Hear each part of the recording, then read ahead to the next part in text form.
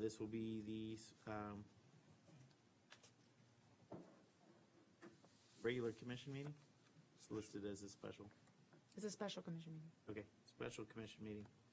We'll start off with the Pledge of Allegiance using the flag in front of the room. Pledge allegiance to the flag of the United States of America and to the republic for which it stands, one nation, under God, indivisible, with liberty and justice for all. Roll call. Clerk Commissioner Hodgkins, Here. Vice Mayor DeVille, Mayor Jacobs. Here. We have quorum. I'm gonna just start right here. And, we're gonna move forward with,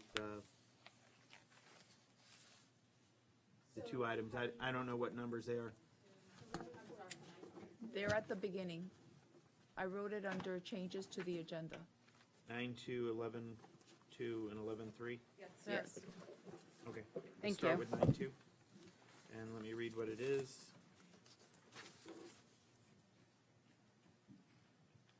9-2, approve of the ordinance on first reading, agenda item report, second and final public hearing. Melissa will read the title. Oh, Heidi, Melissa, can you read the which one title? is it? Yours? I'm sorry, we're on 9-2. 9-2. That one? Okay, perfect, sure. Just before I do that, and Marlene, the Oh, I need to open it for public hearing. Right. 7.7, item 7.7 is the settlement, Marlene. Correct. We need to do that as well. Okay. I have that one under consent. After- I've got it for you under consent. We'll do it as a line item. Just to get it done, That's fine. since we've got the meeting open in case we run over. Okay. Okay, so I'm gonna read 9.1.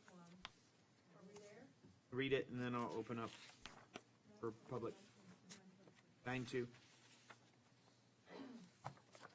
Ordinance number 2021-007, AIR 21-273, the ordinance of the town of Pembroke Park, Florida relating to chapter 28 zoning, amending the zoning classification for a portion of parcel B, Seneca plat, according to the plat thereof, as reported in plat book 165, page 9, of the public records of Broward County, Florida, providing for severability, superseding conflicting ordinances and resolutions, and providing an effective date. Wait. We'll open for public comment. Comment from the public? No comment? We'll close. Oh, on this one? Okay, what's the item? Is it Oh, for no. 9.2 is the disclosure for 9.2? It would be for 11.3 and 11.2. Mayor, we're going to take all three items together, 9.2, 11.3, and 11.2. They're all related to the same property. Okay, so Okay. I need to, this is a quasi judicial item because we're changing certain things having to do with zoning. As part of that, I need to make a disclosure on the record that the commissioners, each one of the commissioners have had ex parte communications with the applicant, that you've discussed it with him, we're disclosing that on the record, but that your vote at this meeting is based on the evidence presented in the testimony this evening, and you can confirm that when you're voting. Okay. With that, I'm going to let Heidi proceed. Mayor, Commissioners, thank you. Heidi Siegel, Town Planner. This is actually a very big item and pretty exciting to bring this forward. Over the past several months, I've been working with the applicant to achieve a project. Hold on, Heidi. You want to read the title? Well, I did read the title of 9.2. Okay. And now, 11-2 is just the site development plan? right, so those aren't Individual. ordinances, those are just, Items? yeah, items, resolutions that you guys need to vote on. So where do we stand with 9.2? Because I want them to go ahead and vote on 9.2. We I to have vote a on 9-2 presentation before we to go do. 11. Correct. So I have a brief presentation, and then we can pause for the vote, or do you not want a presentation on 9.2? It's up to the commission whether you guys want a I don't need a presentation. presentation. I don't need one either. Let's go. All Great. right, so, but I would like a vote individually on each item, please. Okay, so 9.2, I'll entertain a motion. I'll make a motion that we, item, There's a second? Second. Roll call? Motion to approve ordinance number 2021-007. Motion made by Clerk Commissioner Hodgkins, seconded by Vice Mayor DeVille. Mayor Jacobs, Yes. Clerk Commissioner Hodgkins, yes. Vice Mayor DeVille. Motion passes 3-0. All right, and the next next item is 11.2, the site development plan. 11.2, site development plan, 3195 West Hollandale Beach Boulevard, Seneca Town Center, Town Planner Siegel. So I'm going to present 11.2, and then if you'll allow me, go right into 11.3 because they're companion items, and when it comes time to vote, logically you should vote for 11.3 first because it dictates something that could happen on the site plan, and I'll walk you through that. Okay, let me read 11.3 then. 11.3, parking reduction for self-storage facility, 3195 West Hollandale Beach Boulevard, Seneca Town Center, Town Planner Siegel. Thank you. So as I was stating, this is a very exciting project. We've been working over the last several months with the developer to achieve a quality project, one of the first large-scale projects that we will see in the town in several years. We hope it will spur future development. The site plan includes a gasoline station, a fast food restaurant, a bank or medical type retail office building, and a self-storage facility. With the ordinance that you just approved, it will allow a self-storage facility as well as a gasoline station on the site. So that has been taken care of. When we do our review, we look at the surrounding land uses and zoning. If you recall, this site to the rear or the north is Seneca, so it's industrial. To the east and west is B1, I'm sorry, to the east is a multifamily building, RM25, and to the west is B1, a business district, and to the south is B1 across Hollandale Beach Boulevard. When we do our review, we look at heights and setbacks. This is all in your backup, but they meet or exceed the setbacks that are required for each individual use. And this is important because if the property is subdivided into these 4 separate uses in the future, we want to make sure that it meets the setback. It also, the tallest building on the site is a self-storage facility, which is at 50 feet and some inches, and that is well under the 100 feet that is allowed. When we reviewed the site went through our development review committee, which is your staff level committee. It's the building official, myself, the town engineer, as well as BSO Fire for fire access and safety, and the interim police chief for crime prevention through environmental design safety elements. One of the things that I worked with the developer on is to make sure there was pedestrian access to the site, that in addition to so people aren't walking through the driveway aisle, so they achieved that. The landscaping that they provided exceeds the code. The drive-through lanes meet the stacking requirements, so we should not have backup onto Hollandale Beach Boulevard. Architectural design was a big thing. So the architectural design that you see comes from using the proposed Wawa on the site as the impetus to make it have that coastal Key West type look. So all of the buildings follow that design. So it's one cohesive site. There's right-of-way access and site access improvements, and I know that the applicant will talk about that in their presentation because that is something that was negotiated with FDOT, who has control over Hollandale Beach Boulevard. The plat allows 160,000 square feet of commercial uses. This project will bring the total of the plat to $151,000, so this is something that is allowed. And they also provided a traffic impact study, which we reviewed and we found concurrency with. We're recommending approval of the site plan with the following conditions. The approval is contingent upon the ordinance that you just passed and the parking reduction that they're seeking. That the site development plan indicates separate uses and buildings, and if they are to be subdivided in the future, they would have to meet their own setbacks and parking and have a cross-access agreement. If the building labeled as drive-in, bank, medical office, retail becomes a use that is determined to be more intense, a new site development, they'll have to do an amendment and come back and see you. All exterior paint colors, of course, will meet our paint palette.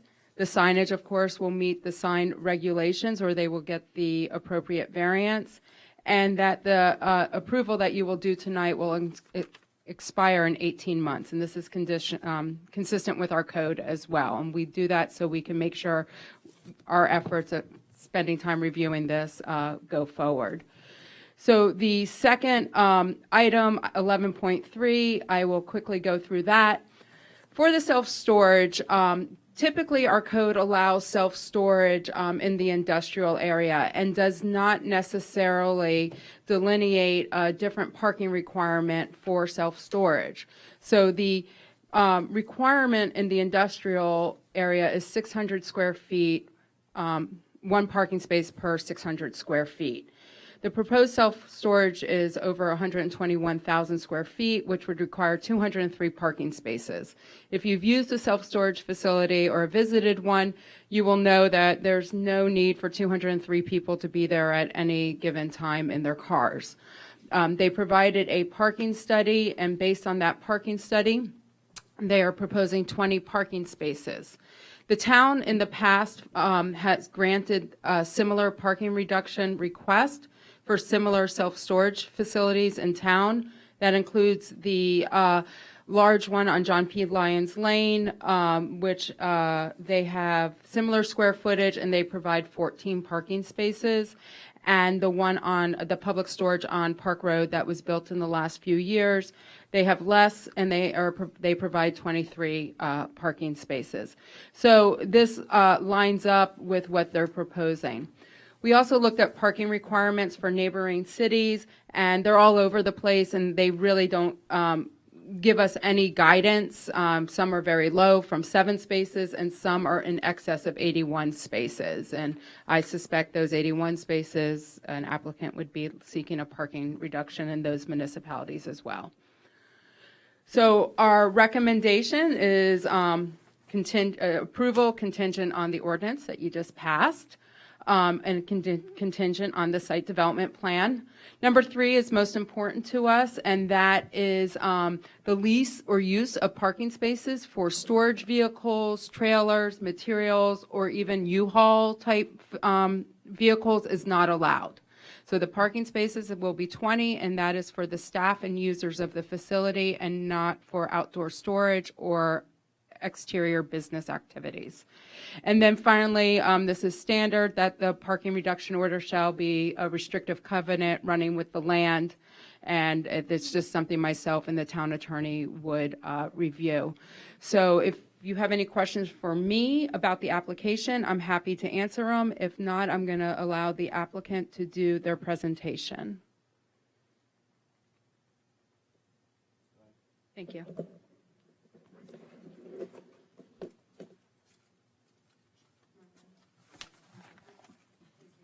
Which one?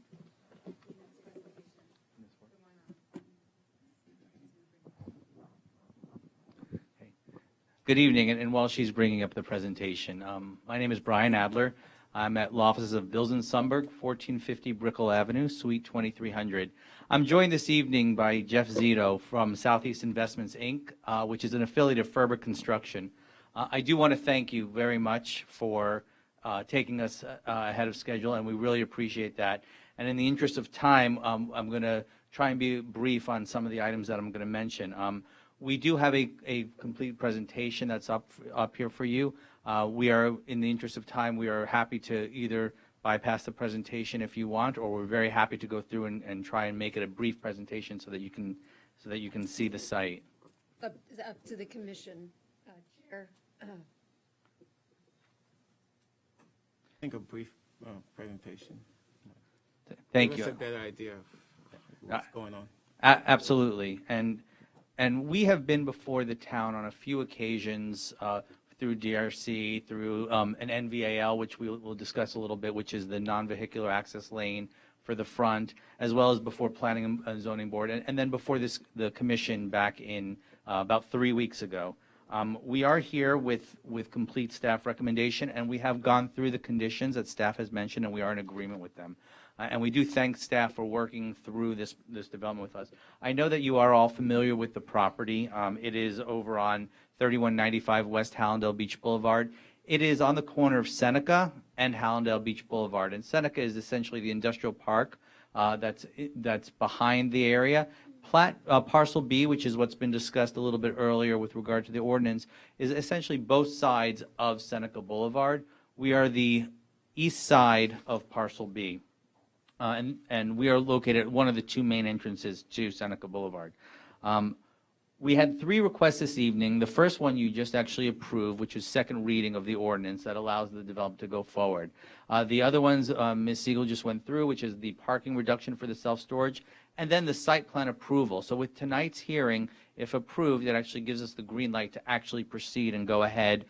We've got permits that have already been filed, et cetera, that we're working through for site development, but it'll actually allow those permits to be issued. So we have staff recommendation of approval. This is just some of the items that including when we were here 3 weeks ago. This is the proposed site plan. And as we mentioned, we've been working extensively with the town to try and come up with a plan that essentially melds and really creates a cohesive development across the property.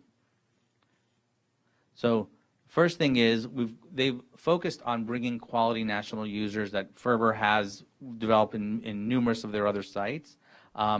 Convenience store and gas station. I am pleased to tell you as I stand before you this evening, which we didn't have last time, it's always been in the works, but we have a signed lease for the Wawa now, so that is now, it's been going back and forth, but it's always nice to have that signed lease. So that is going to be on the western side of the site. Then the proposed fast food restaurant, proposed bank with drive-through or medical or retail or some other use that's the use that's not been fully identified yet, and then the self-storage facility that's on the eastern side. Some of the things that we've been working with the town, FDOT, Broward County, this is a multidisciplinary type of approval, is to create, number one, improved access and circulation, but with an eye on how can we bring a development to the town that's also not going to have a tremendous impact, or how can we mitigate against any impacts on Hallandale Beach Boulevard? And in doing so, what you'll see is we've got 2 entrances on Hallandale Beach Boulevard and a new turn lane if you're heading east on Hallandale Beach Boulevard, that will turn into the easternmost driveway. So that's what you see up there. You've got our second drive, which is the western drive. So while there are 4 users, we have limited the access on Hallandale Beach Boulevard to only 2 access sites. So the self-storage is on the eastern side, and then we'll call them parcels 3 and 4 can use that, and then the Wawa and the fast food could use the western entrance. An entrance on Seneca Boulevard, and then importantly, 3 rear entrances as well to the site. And what this allows is for traffic or vehicles or the industrial park users of the site to actually access the site without ever going on to Hallandale Beach Boulevard. So it really internalizes a lot of trips. If they want to get gas, as you can imagine, many leaving work, et cetera, from the industrial park, they can come in. Another entrance on Seneca Boulevard. Now, one of the major benefits that this development is working through and that they've worked through with FDOT, Broward County, the town, right now Seneca Boulevard this is what you have, which is a single lane that goes that is dedicated for a left turn and straight across Hallandale Beach Boulevard, and a right turn lane. As part of their development, and something that FDOT really wanted, was an additional turn lane that's going to be able to be accomplished by some modifications to the median. So what you're going to end up with is, and if I can go back to that one, is the right turn lane is going to stay the same. Now, because as you see, if a Publix truck is turning left, that would stop the vehicles from being able to traverse across Hollandale Beach Boulevard. Now the left turn lane will have a dedicated turn lane, and this will facilitate traffic in the area and from the industrial park.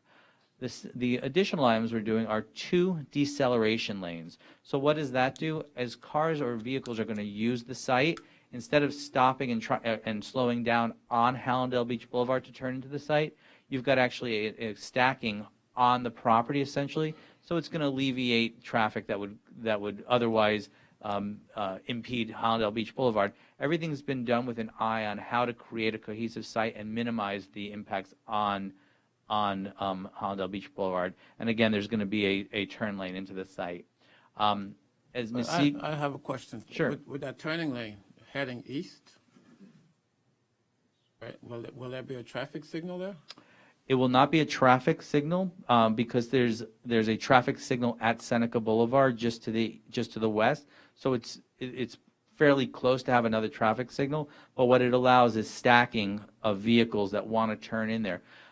If you are heading west on Hallandale Beach Boulevard, you would have the opportunity to turn left on Seneca Boulevard, actually at the traffic light, and then turn into the site. This is if you pass Seneca Boulevard and you want to turn in. This is a way of actually stacking vehicles to try and make sure that those vehicles are not impeding traffic on Hallandale Beach Boulevard as well.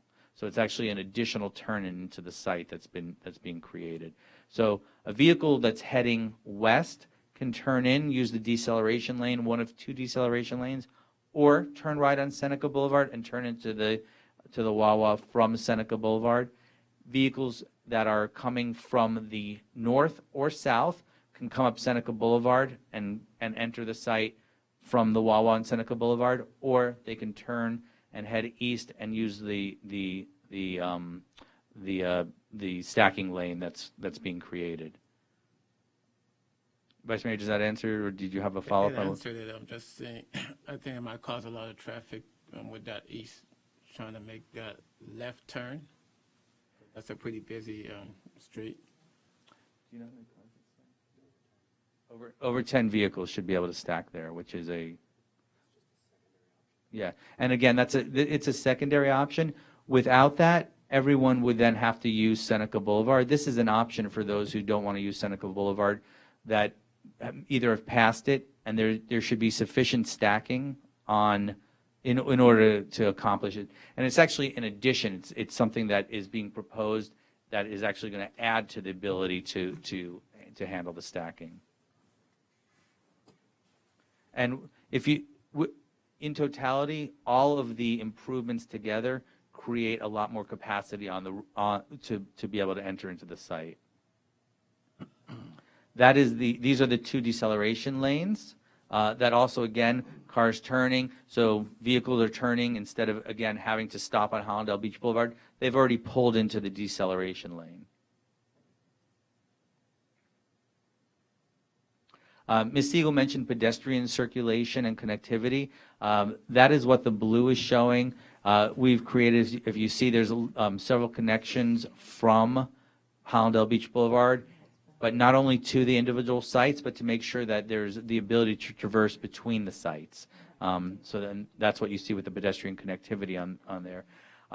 As Ms. Siegel noted, we are exceeding the landscaping that's required there. And if you look at, and what you can see is that the landscaping has really been concentrated along the perimeters where they're the most visible to, so it's really going to be a tremendous beautification of the site. So they're exceeding it, but also it's being located in places that really provide the maximum benefit for the town and for as you go by. What you're going to see instead of a green fence today is going to be lush landscaping across the front of the site. The side of the site, if you look at where Seneca Boulevard, those are really your 2 tree-lined streets at this point, or will be, if you will. So regarding the uses, the western side, I'll just go through this very quickly. That's going to be the Wawa gas station and convenience store, as Ms. Siegel noted. They the design of the Wawa has been actually carried through the other uses. Wawa uses stone features, et cetera, even within their pumps and canopies, so they make it a beautiful site across. The additional uses are going to carry forward. So we're working with Popeyes. This is not their traditional looking Popeyes. It's something that would be proposed for this site.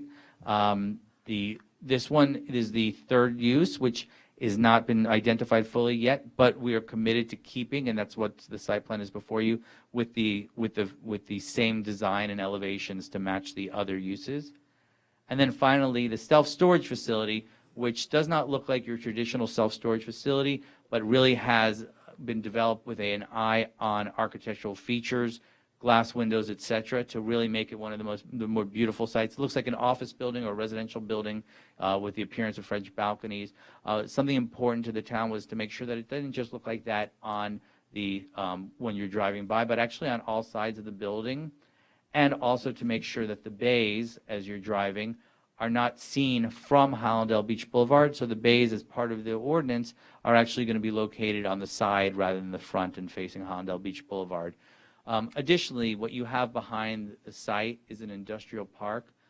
The self-storage facility is designed as an attractive building. You would think it's an office building or a residential building, and it's actually designed so that as you're going on Hollandale Beach Boulevard, you're not necessarily seeing what are essentially blank walls of industrial buildings, but you're going to see this attractive site. So it really serves as a few functions. The end result is a site plan, and I apologize, I'm going fast, but I'm trying to do so in the interest of time. But the end result is a site plan that is a beautification of the site that is cohesive. So it's not four different uses just standing independent, but a cohesive and melding architectural design across the four uses. I just want to go through the timeline for you. I'm not going to go through each of these. We've been before the town and through many different, the town commission and many different aspects. What's next?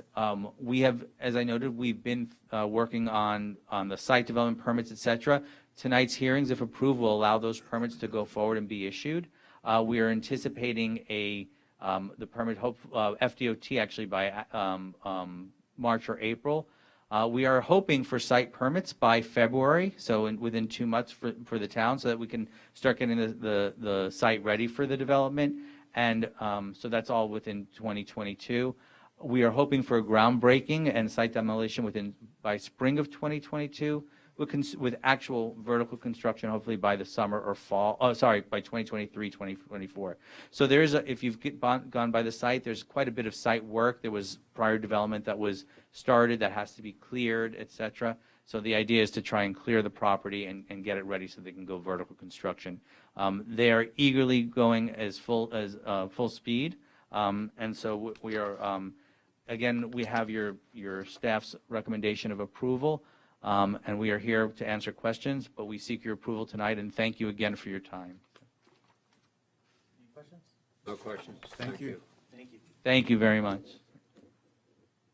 Anything else? I'm just here to support you through the votes. All right, we'll start with 11.3, work our way backwards. Yep. I'll entertain a motion. 11.2. 11.3, 11.3. Make a motion. parking reduction. I make a motion that we approve 11.3. Second. With staff conditions. With what? With staff conditions, please. With staff conditions. Second. Roll call. Motion to approve 11.3 with staff conditions. Motion made by Clerk Commissioner Hodgkins, seconded by Vice Mayor DeVille. Clerk Commissioner Hodgkins, Yes. Vice Mayor DeVille, Yes. Mayor Jacobs. Yep. Yes. Motion passes 3-0. All right, 11.2, I'll entertain a motion. Motion to approve 11.2 site development plan With staff with conditions. staff condition. Thank you. Second to your motion.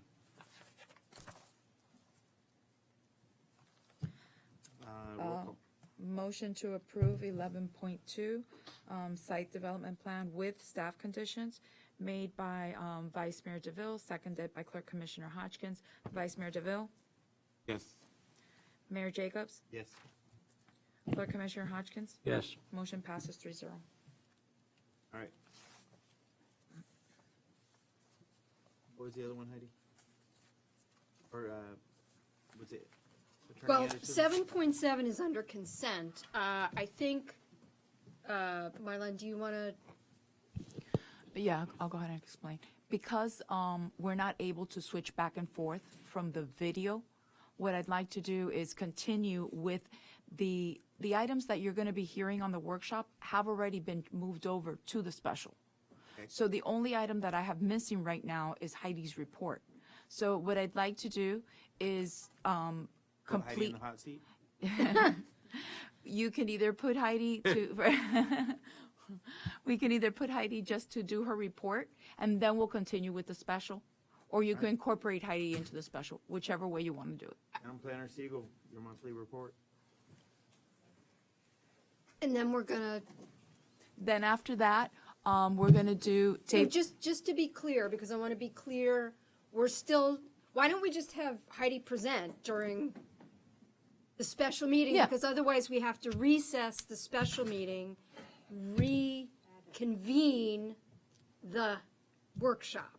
So Oh, we no, can that's just, not what I meant. I meant adding Heidi to the special meeting. I got you. Yeah, Okay, sorry. fabulous. Not adjourning, not, just No, no, no. continuing with this.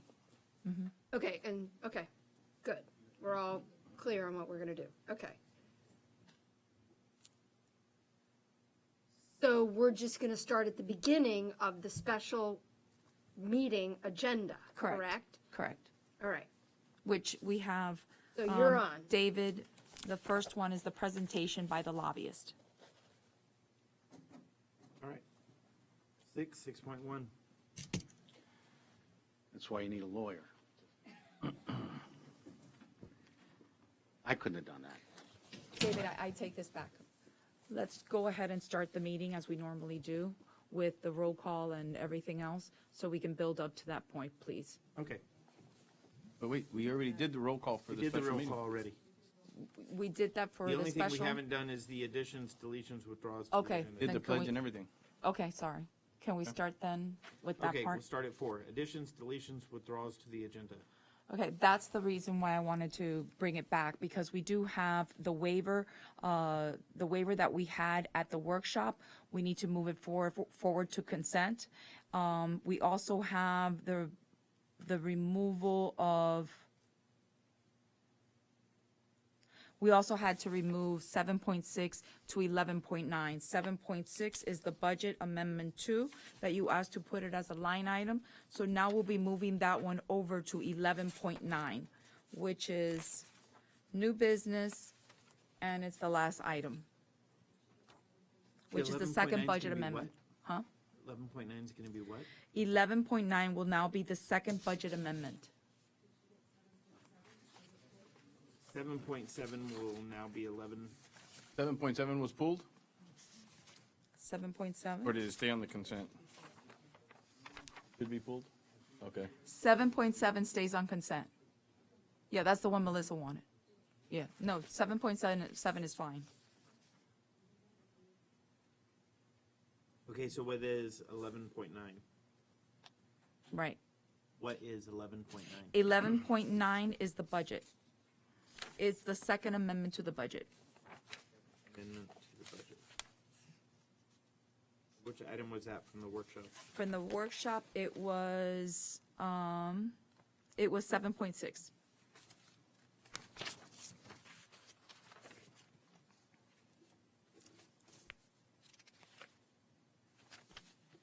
7.1 on the workshop. Let's see here. Okay, so 7.6 is now 11.9. No, wait, hold on. Give me a second. 10.5 of the workshop now turns into 11.9. 10.5 of the workshop is now 11.9.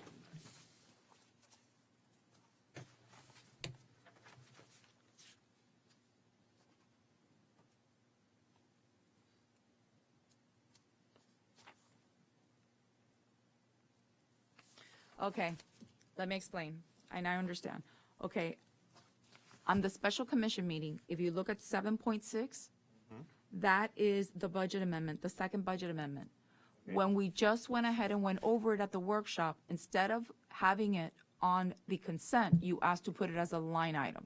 Okay, So we're removing the 7.6, which is under consent right now, and we're moving it over to 11.9. Okay? That's what it was. And the other item that we need to add is Mrs. Groom's item, which is the waiver of penalty fee. That we need to move that over to consent now. So we could place that as, just to make it easier, we could change the 7.6 now into the waiver bid, of the waiver of. that's fine. And that was 10.2 on the workshop. Yes.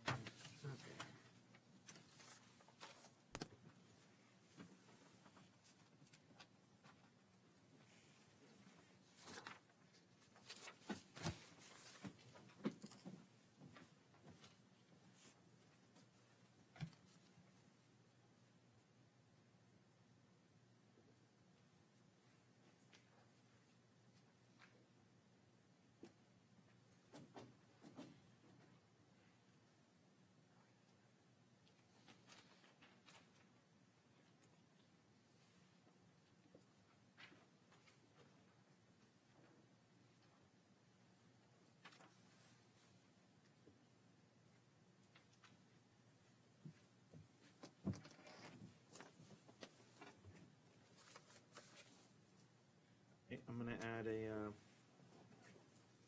11.10 Finance Department.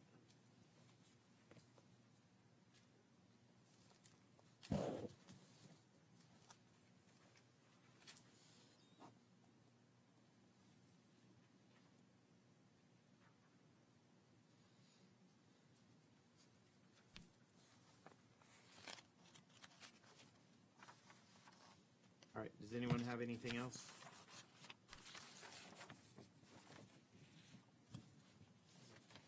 Okay, then additions, deletions, withdrawals, I'll entertain a motion to accept the agenda as amended. Motion to accept the agenda as amended? I'll second. Roll call. Accepting amendment, agenda as amendment made by Vice Mayor DeVille, seconded by Clerk Commissioner Hodgkins. Clerk Commissioner Hodgkins? Yes. Vice Mayor DeVille? Yes. Mayor Jacobs? Yes. Motion passes 3-0. All right, 5 public comments related to the agenda items, good and welfare. Do we have any public comment? I don't have anyone. No public comment. Do we have Melissa, Heidi, JC, anyone else here? Items? Which item is that? So, Dan Abbott and Mitch Bernstein are here for the settlement agreement, but it's on consent, so they're not gonna, they don't need to speak, they're just Okay. here to make sure it gets passed. All right, Real quick, Mayor, the other ordinance, 9.1, I have consultants on the phone. Oh, the impact fee? Yes, But- the impact fee one. all right, then let me. Sigerson, do you mind holding on for a minute? Let's jump to 7, the consent agenda. I'll entertain a motion. As Sigerson throws things at us. Which one was it? We're just Which doing, item? I think he's just gonna do the entire consent agenda. Entire consent Right. agenda. Motion to accept the consent agenda? I'll second. Roll call. Consent agenda, motion by Vice Mayor DeVille, seconded by Clerk Commissioner Hodgkins. Mayor Jacobs? Yes. Clerk Commissioner Hodgkins? Yes. Vice Mayor DeVille? Motion passes 3-0.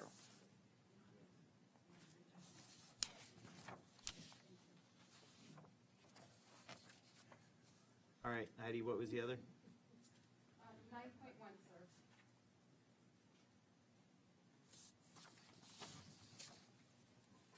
All right, we will jump to ordinances 9.1. Be the first hearing, establishing a general government facilities impact fee. Town Planner Siegel. Mayor, this is, Wait, let me have sure. the town attorney read the ordinance by title, ordinance number 2021-009.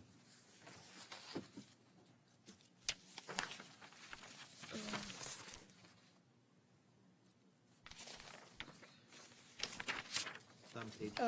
Ordinance number 2021-009, an ordinance of the Town Commission of the Town of Pembroke Park, Florida, repealing Division 3 Fire Public Safety Facilities Fee and Division 4 Impact Fee Acquisition of Parklands of Article 3, Chapter 5, Buildings and Building Regulation of the Code of Ordinances of the Town of Pembroke Park, enacting a new division, Division 4 Government Facilities Impact Fees of Article 3, Chapter 5, to provide for impact fee for new residential, commercial, and industrial projects, providing for severability, providing for inclusion in the Code of Ordinances, superseding conflicting ordinances and regulations, and providing an effective date. All right, go ahead. Thank you. Mayor and Commissioners, Heidi Siegel, Town Planner. I know we have a lot of things on our agenda tonight, but I do need to take some time to go through this presentation to make sure that there's full understanding about what we are doing. I do have our consultants on the phone with me. Both Neil Goonkamp and Brian Mance have been wonderful throughout this process with the firm Tyndale Oliver, and they've really worked hard and fast to get us to this point. In May, you approved the contract for us to review our impact fees, and if I could be quite direct, our incentive is because we have large development coming through. We want to make sure we're positioned correctly as it comes through. So this is a time-sensitive item. It will be back for second reading and adoption at the January meeting. So an impact fee, it's very important to understand this, is a one-time charge when development comes in, so at the time of building permit, and it's really only for new construction. So just like the project you approved tonight, that type of project. If a mobile home is replaced by the owner or a future owner or the park, they do not have an impact fee. If it is a new site that is developed, like we have some mobile home parks actually carving out land where there will be new homes where there never have been, they would be charged. So as important mobile homes are to our community, I wanted to lay that out. And of course, it also applies to should we get new residential development in town, and I'll walk through each of those fees as we go through. The intention of an impact fee is to cover the cost of a new, basically new infrastructure, new facility to be able to withstand the impact or the pressures of the new development. And it generally implements our capital improvement plan. It is very strongly regulated by Florida state statutes, and that's why we use a consultant to make sure that we are doing everything legally and correct. So in addition to our town attorney, they had an attorney working with them who reviewed everything that we are presenting tonight. So the study goals was to develop a new government buildings impact fee, and this would be funding for new buildings, expansion of buildings, land, new and additional vehicles and equipment. So anything that helps pretty much a capital cost that helps the government run. We're also looking at, not at this meeting, but at a future meeting to update existing stormwater and wastewater impact fees, and I'll explain to you why as we go through. And we're looking to abolish the current fire public safety facilities fee and the impact fee for park and land acquisition. Both of those date way back in our history. The fire public safety facility fee was used to build the fire station that's over on 40th. And the acquisition of parklands is not something we really need to do. We meet our parkland requirement by the comprehensive plan in Broward County, and we really don't want to be acquiring more parkland. We have sufficient. We rather see development on those sites. So by eliminating those two impact fees, we're creating a new impact fee. So the government facilities impact fee. This is real quick, and this is not necessarily, my favorite thing, math. But to summarize it real quickly, we have to follow this formula by Florida statutes. So the first is to take the cost to add capacity, so be it a new building, an addition to the building because we're increasing services. For example, breaking it down, a new apartment building comes in, there's 500 new units or new housing development. And so we're going to see increased people coming into the building department, into the building. So we might need to increase our buildings. That's the cost. What does it cost to build today? The next is the non-impact revenue from the future development. So we subtract that. And that's basically the increase to the property taxes that we would get because of this new development. And then we multiply it by the population. And the population is not always the people who necessarily live here, but it's the people who come and go into the city. So if it's a new Wawa gas station, what is the impact of those who come in and out of the city? So our consultants are really good at projecting that, and they did all of these formulas, and all of that math is in your backup. And the end result is a list like this of about 40 different uses, but these are the ones we decided to highlight for this presentation. And these are the fees that we would be charging. So when it's residential, the letters DU stand for dwelling unit. So when it's residential, the fee you would be paying per dwelling unit. So for a mobile home, if there was this raw piece of land and there had never been a home there before, the impact fee would be $419. If it is an office building, however, it's based on square footage. So for every 50,000 square feet, up to 50,000 square feet. So for every 1,000 square feet, they would be charged $838. So it's a multiplier, and this would go right into the fund that is for capital improvements. So I also want to point out a multifamily. So we often get calls from apartment buildings, and generally one of the ones we've talked to in the past is looking at about 160 units. So it would be 160 times 1,882 would be the impact fee from that. So it could be significant. They looked at our permitting activity over the last 10 years, and we generally brought in about 10 to 15 mobile homes and about 55,000 square feet of commercial. You approved 150 something tonight already. So just based on the past, our estimated impact fee revenues would be between 55,000 and 100,000. We know we will most likely exceed that, even just based on what you approved tonight. So with that line of thinking in mind, Florida statute requires us to advertise that we're going to do a new impact fee, and that advertisement needs to be in the paper for 90 days. At the last commission meeting, I sought permission from you and gained it to go out and do that advertisement, and we advertised on December 2nd. So this impact fee, if approved on first reading tonight and second reading next month, would come into effect on March 2nd. And that's an important date for us because we're trying to stay ahead of some building permits that are coming in. Real quick, I'm going to go over what the study found for the utility impact fees. The idea of the utility impact fee is also to pay for the growth or the impact on our actual utilities. And it actually tends to, if it's done right over the years, it mitigates the need for user rate increases. Sometimes when we start talking about changing fees, people feel like we're going to change all the fees. And if we do our impact fees right, we might not have to increase user rates. But of course, because our rates are based on other municipalities, it's hard to necessarily predict that. So we looked at our sewer impact fee. It's called the Sanitary Sewer Capital Improvement Charge in our Code of Ordinances. Currently, it's $667 per dwelling unit and $5,887 per acre. When they looked at how our impact fee was used, they saw that we had not had a lot of expense. You saw that in the presentation earlier tonight when the sewer impact fee was presented, that we actually had a surplus in the last year.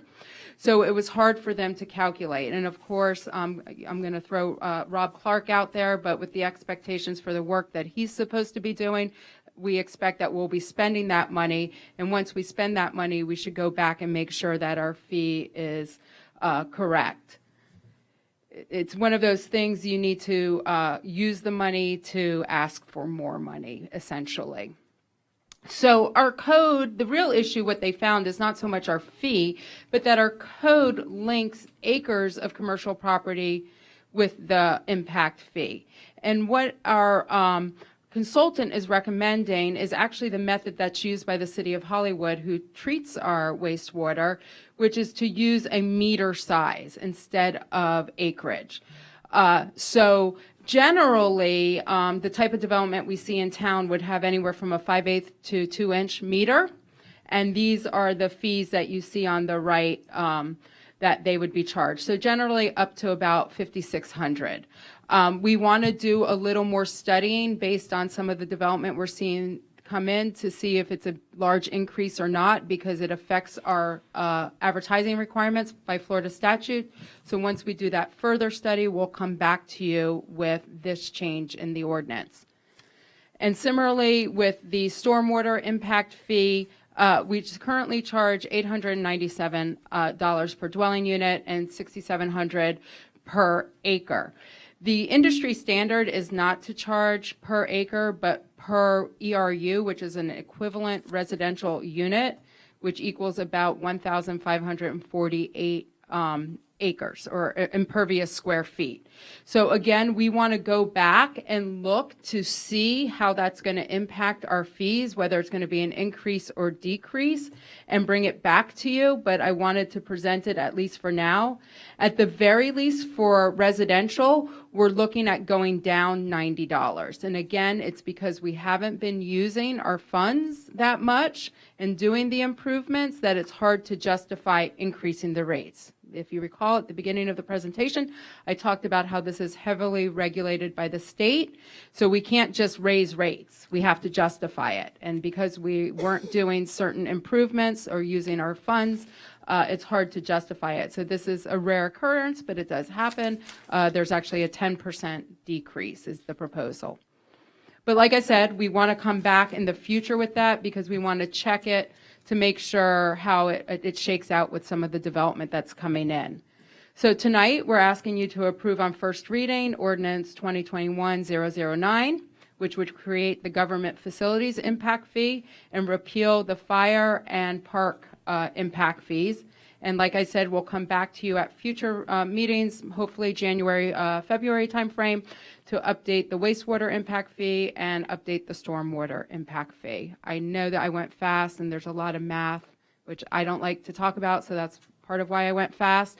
But I'm happy to answer any questions, and if I can't answer them, I do have Brian and Neil Goon on the phone to answer them. Any questions?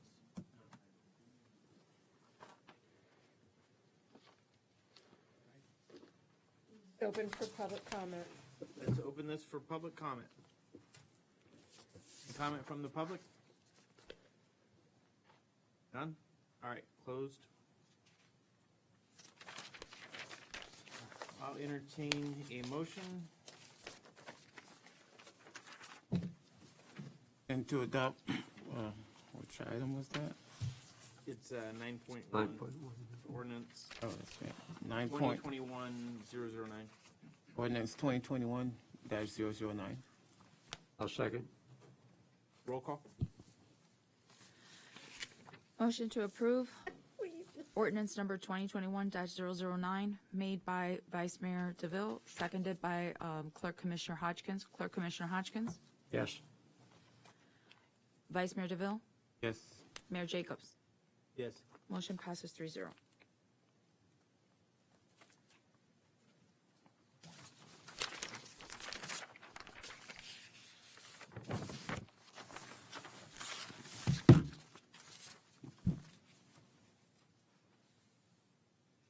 right, we'll go to 8.1. Resolutions. No, you got to go back to 6.1. And then after that, we can take a break. Sorry. Forgot you. I am so sorry. You're up. Finally. No, I was still trying to Wrap your head around. wrap it all? my head around that. Yes. No. This is actually very. It's not funny. I mean, it is funny, but it's very important because the legislature, Heidi was being sort of modest on their behalf, I guess. I don't know, but they are really breathing down the city's necks to get this right, and it was really very interesting and well done. So thank you, Mayor, Commission, for taking me, early. I guess you have a lot more to do. I had a little trouble getting here on I-95. I just didn't think it was going to take an hour to drive here from Pompano Beach, but that's the reality of driving in South Florida in December, 2 weeks before Christmas. What I'm going to do, I'm going to try to do really quick. There's a couple of bills that I want to highlight. You all were emailed this list of bills. These are all the bills so far that would affect municipalities. I picked out two, the mayor knows about these bills already, that are particularly bad.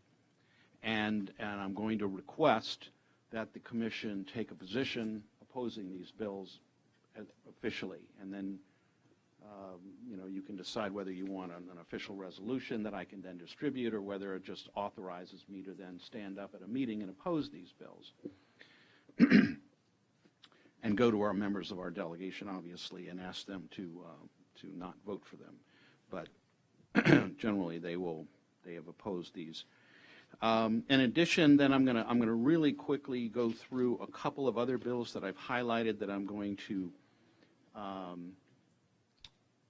send you an updated memo, maybe before the session, definitely before the session starts, as other bills that we're going to look at, and I'm going to develop that list based upon conversations with both town staff and with legislative staff and the League of Cities to try to hone down the list to a manageable number of bills that we could get involved in as a town, as an entity. And then thirdly, and I'm going to start with number 3, I'm going to give you a quick update on where our legislative budget requests are. I know that Connie has emailed, I believe she's emailed everybody or emailed the staff, but just to do it real quick, we have the 3 appropriations requests on the Senate side. All 3 of them have been assigned or referred to a committee. They have budget numbers, Senate budget numbers. On the House side, every budget request is actually filed as a bill. On the Senate side, they simply give it a budget appropriations number, and those numbers are 1375, septic to sewer, a $2.5 million request has been referred to Agriculture Subcommittee on Agriculture, Environment, and General Government, then 1376, the bicycle pedestrian infrastructure request for $195,000. That has been referred to the Appropriations Subcommittee on Transportation, Tourism, Economic Development. And then 1377, the law enforcement. This is not in the memo. I added this today. Sorry, if you're looking for it. Yes. I apologize. I should have said that from the outset. The third one is 1377, law enforcement radio management system for our law enforcement. It's been referred to the Appropriations Subcommittee on Criminal and Civil Justice for $212,937. Now, the significance of the fact that there's 3 different subcommittees, 3 different appropriations requests, is that we, in working with staff and with you, tried to organize our requests. We're limited to 3, and so we wanted to have one request from each budget silo, or 3 different budget silos, and we've accomplished that. And on the Senate side, they have now been assigned to their various subcommittees. Now, the process on the Senate side and the process on the House side are different. I'll try to cover that real quick. On the House side, an actual bill is filed, and those bills must be heard in the subcommittee that they get assigned to in order for them to have a chance to be in the budget. When they get heard by that subcommittee, it's done on a consent agenda. They will put 30 or 40 bills on a consent agenda, and they'll pass them all at once. Even if you get heard in a subcommittee, that doesn't guarantee that you get in the budget. That's the House side. On the Senate side, the process is murky. There's generally no hearing on appropriations requests. Depending on who's in charge of the Senate, sometimes they have hearings, sometimes they don't. We're not anticipating this year that they will have budget hearings where individual requests will be considered by the committee. So then it becomes just a question of talking to the members of the committee and to the chairman of that subcommittee and the chairman of appropriations, and basically begging to get them to put it in the budget. So before I go on, are there any questions about the budget issue, the budget part? No. Okay, so back to the legislation. On the priority bills, there's 2 particular bills that are particularly bad for local governments. First one, Senate Bill 280, is a bill that would allow the courts to assess attorneys' fees and costs on damages for civil actions. And basically what it does is it puts you as policymakers at risk. When you adopt an ordinance, if some plaintiff comes along and says, I think that that area where you have just legislated is preempted by state law, or is in violation of state law, or is in violation of the state constitution. In any of those categories, they can sue, they win, they get attorney's fees. But the reason why why I believe this is so bad is because you all will not necessarily know, if you're passing an ordinance, whether it may or may not be found by a court later to be in violation of law. Now, things that are preempted, that's a little bit easier. Your city attorney can give you an awful lot of guidance, and when it comes to things like that, where the state has preempted a particular area to itself. But it's for those reasons, I think it's a very bad potential law that will put will put the town in jeopardy of being sued and then having to pay costs or not, or just having to defend yourself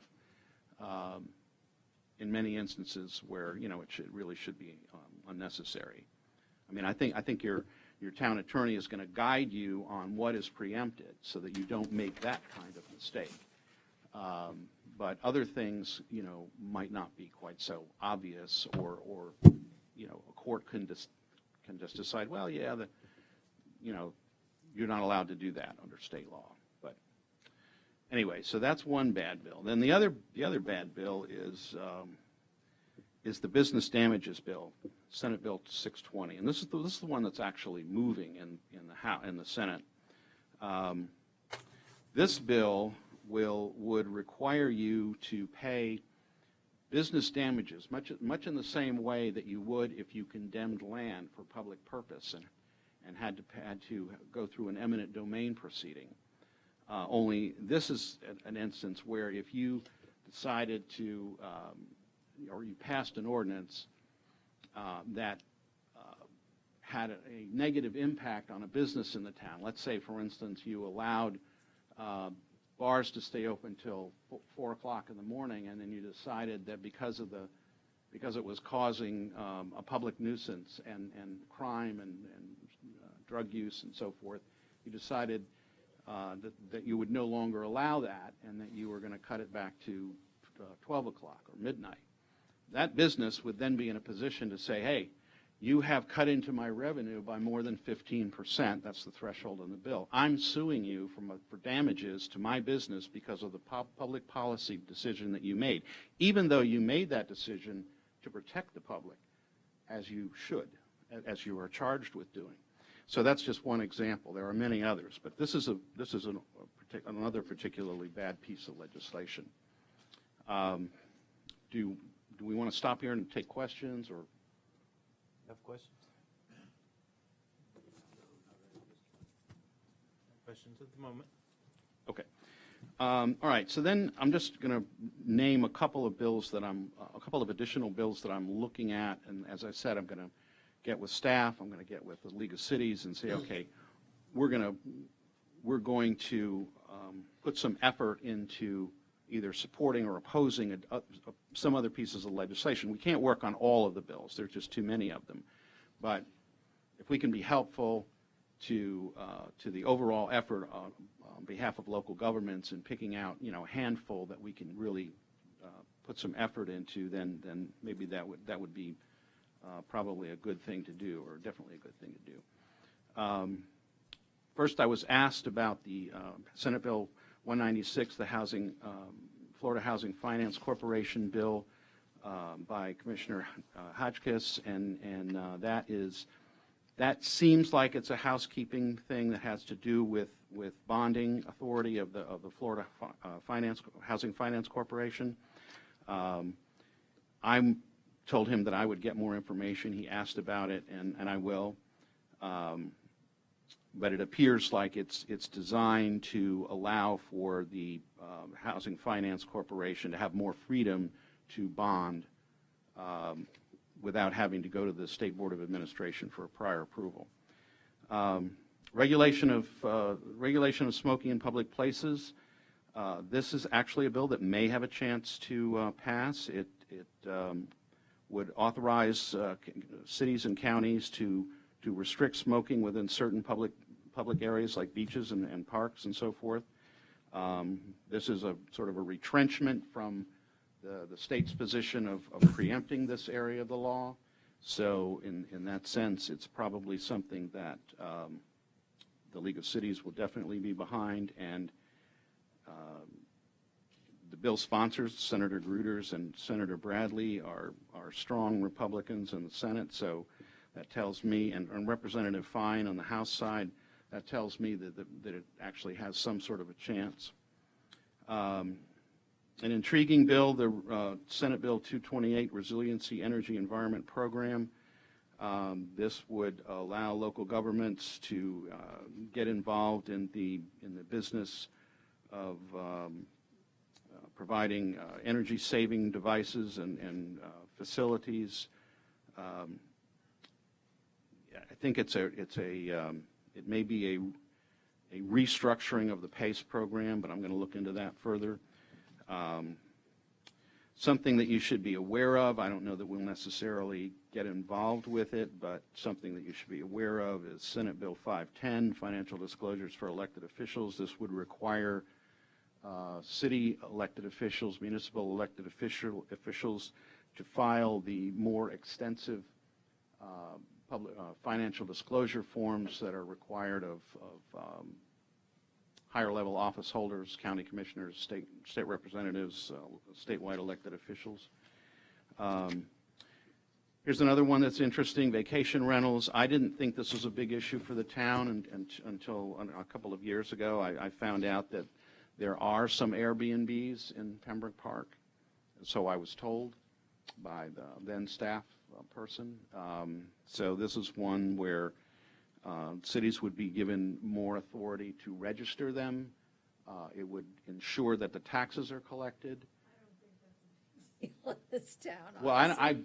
I'm just saying, I didn't think so Yeah. either, but I was told that Code enforcement could tell you better, but I Yeah. don't see it as an issue. Okay. Senate Bill 754, the mobile home registration periods. I've read that bill and determined that it doesn't affect your authority to regulate mobile homes, nor does it impose any obligations on the town in terms of relocation. That's the extent of the analysis that I do on mobile home legislation. Hometown Hero Housing Program is it is a kind of a reorganization of the housing loan housing loan program that I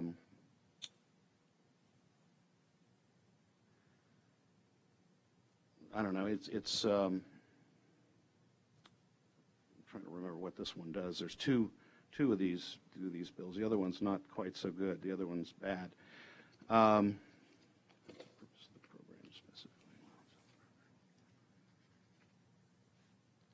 Oh yeah, this is a liberalization of the ability to make loans under the program. So it's generally a good thing.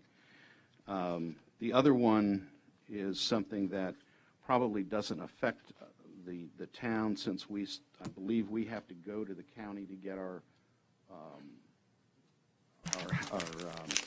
housing finance funds currently, but that bill would basically give the county the authority over all low-income housing funds, which I'm sure that's not going to be something that League of Cities is going to support. I think that's about it for other interesting bills. About the SB 754 mobile home registration periods. Yeah, no, that's the one I looked at and determined that it doesn't affect your authority, and it doesn't require you. It doesn't put an obligation on the town to spend any money. Once upon a time, the reason I review the bills is that once upon a time there was a move to when mobile home parks were being taken over and redeveloped, and residents were being displaced. There was an effort to make local governments pay for that relocation. And it was a big number, and it would have really hit the town of Pembroke Park probably harder than any other municipality in the state, I mean, relative to its size. And so we fought against that back, 10 or 15 years since that. But ever since then, I just look at every mobile home bill that's filed just to make sure there's nothing like that in the legislation, because it would be devastating to the town. And so, are there any questions? So what I would like you all to do, and I don't know whether you can do it tonight or whether you would do it in your January meeting, is to take an official position opposing those first two bills, Senate Bill 280 and Senate Bill 620. Melissa, do we need a vote or just direction on this? No, I would vote. I would make it a vote. Motion and Make a motion. I'll entertain a motion to give Mr. Sigerson direction on that. I'll say, I'll entertain the motion. make a motion. Second. Roll call. Motion made by Clerk Commissioner Hodgkins, seconded by Vice Mayor DeVille. Mayor Jacob, Yes. Clerk Commissioner Hodgkins, Yes. Vice Mayor DeVille. Yes. Motion passes 3-0. That was Senate, that was 280 and 620, correct? Correct. Senate Okay. Bill 280 and their House companions, obviously. Okay. Thank you. I look forward to seeing you later in the week, and now I'll go trade my sports coat in for an apron, and Ms. Rhonda will having me peel potatoes and carrots for the annual Crest Haven Christmas party tomorrow night. Nice. thank you. Thank you all. Thank you for your time. Okay, now did you want to recess here? Yes. All right, how about I'll entertain a motion for recess? Make a motion, we recess. Second. 15 minutes? Sure. Okay.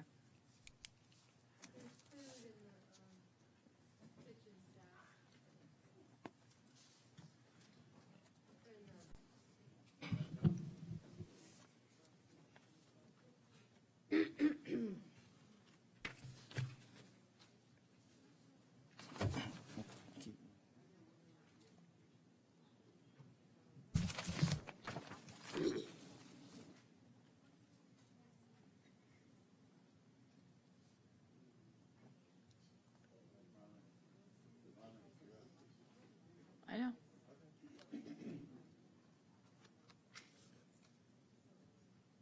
Mayor, we're live.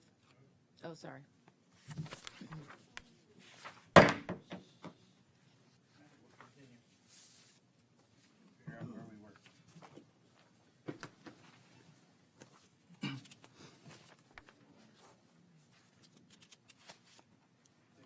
I think, Mayor, we ended after Sigerson, and I think we're on 8.1 because consent was already done. 21 is the resolution of Pembroke Park Amnesty Program, building official Nunez. Resolution number 2021-061. Melissa, could you read the title?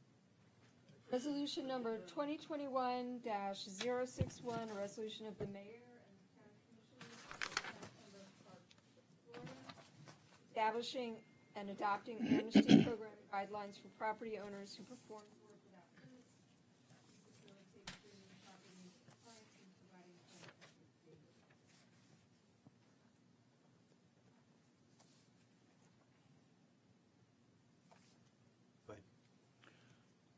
Thank you, Mayor, Vice Mayor, Commissioner Hutchins, Miguel Nunez, building official for the town. This time I'm presenting the amnesty program, as I mentioned it before during the previous workshop and during interviews with each one of you. This program is because of our overwhelming receipt of referrals from violations and citizens that prompt this resolution. Also, by adopting this amnesty program, is only for, and I would like to reiterate, for the to assist owners of 1 and 2 family dwellings, residences, townhomes, mobile homes, when the owner resides on the property, and condominium dwelling units. This has to be an owner-occupied properties. It does not involve renters, corporations, or anything like that. It's just for owner, that this is their primary use and residence. And we're going to mimic this program similar to what the state has for owner builder. The amnesty program also provides a window for opportunity for the residing property owners to legalize work performed without permits and to gain compliance with the current codes. Also, by they applying by this program, they obtain the benefits that these programs will exercise, and I will explain that in a couple of seconds. Needless to say that this program is expected to last for 1 year, and the implementation phase is from January 1st, 2022 to December 31st, 2022. They have a whole year to get in compliance while the funds are available. Now, what's the benefits of this particular program? First, that the issue of penalties and fines are reduced, and they only pay whatever is a reduced fee, if they even get to that point. The code fines are stayed upon permit application or program application, and once they complete the program, all those fines are going to be made in compliance. They also bring the property into the, like I mentioned earlier, in regards to the current building codes and zoning codes also. There is also an opportunity to receive funds from the town's grant that we're going to prepare for that particular purpose until the funds are exhausted. So that means those are not in infinite funds. And we are being discussing with the town manager and finance director about the funds to be used for this particular program. And we all are in consensus at this point in time that we can use ARPA funds up to $250,000 for this particular program, but that also is divided that each particular property owner that qualifies for this program receives $1,750 when that's going to be distributed for the building permit fees, which is going to be around $214, and the rest to pay for the engineering and the plans associated with the property, and up to that particular amount of dollars, depending on how difficult the conditions is and what the engineer is going to classify the building. In that context, we realize what's the process for this particular program. It's very simple. They apply for the program. They hire an architect or an engineer. We will provide a list of the normal architects, engineers. Some of them has been contacted, and they understand that what the program is. They apply for the building permits, which is a standard. They also communicate with the code compliance office about the staying of the fines, and it goes through the process of the application for all the disciplines, including zoning. And obviously, if they have a zoning issue, they need to apply for a variance or have a conversation with our town planner for any particular non-conforming structure based on what the town codes or any leniency that the commission or the town planner can afford at that particular time. Obviously, after that, they will obtain the building permit on that, and they will call the final building inspection. Normally, the building inspection is going to be a certification by the engineer or the architect, which is consistent with the laws and the Florida Building Code. Once everything is in compliance, they can settle the code case, and they will receive the fund and the grant. And for that receival of the funds, obviously, we are, with the town attorney, we are preparing a small agreement, like we agreed before, and they will sign it, and the funds will be disbursed directly to the engineer or to them, because we don't want the engineer to be not being paid by some of the homeowners that may be don't want it to comply with the process, or unwilling to comply with that process. Obviously, in your package, you're going to have a flow chart, which each department responsibilities, and the departments are planning and zoning, the applicant, building, code enforcement, and the town grant. However, we have a specific guidelines on how to report to the commission in a monthly basis the applicants, the number of applicants, the parks, and so on like that. Sorry. And the subdivision who is applying for that money and receiving that money. We already have created tracking databases for that, and you guys are going to be presented with the particular details on each particular process. And on the contact, basically the building department is going to be in contact with each one of them. If they have a question, they can contact us. We will prepare brochures. We will prepare, that we already have submitted, we just we haven't released it, a press release for them. We are trying to take, like I call it, the show on the road. So I'm going to try to go into the parks and talk to them directly and see as part of the outreach with the staff. Basically, that concludes my presentation of the Amnesty Program. Each and every one of you know the details. This is in a nutshell in what we have, and if you have any questions, I'll be more than glad to answer them. Any questions? No, I don't have any. You have any? No questions.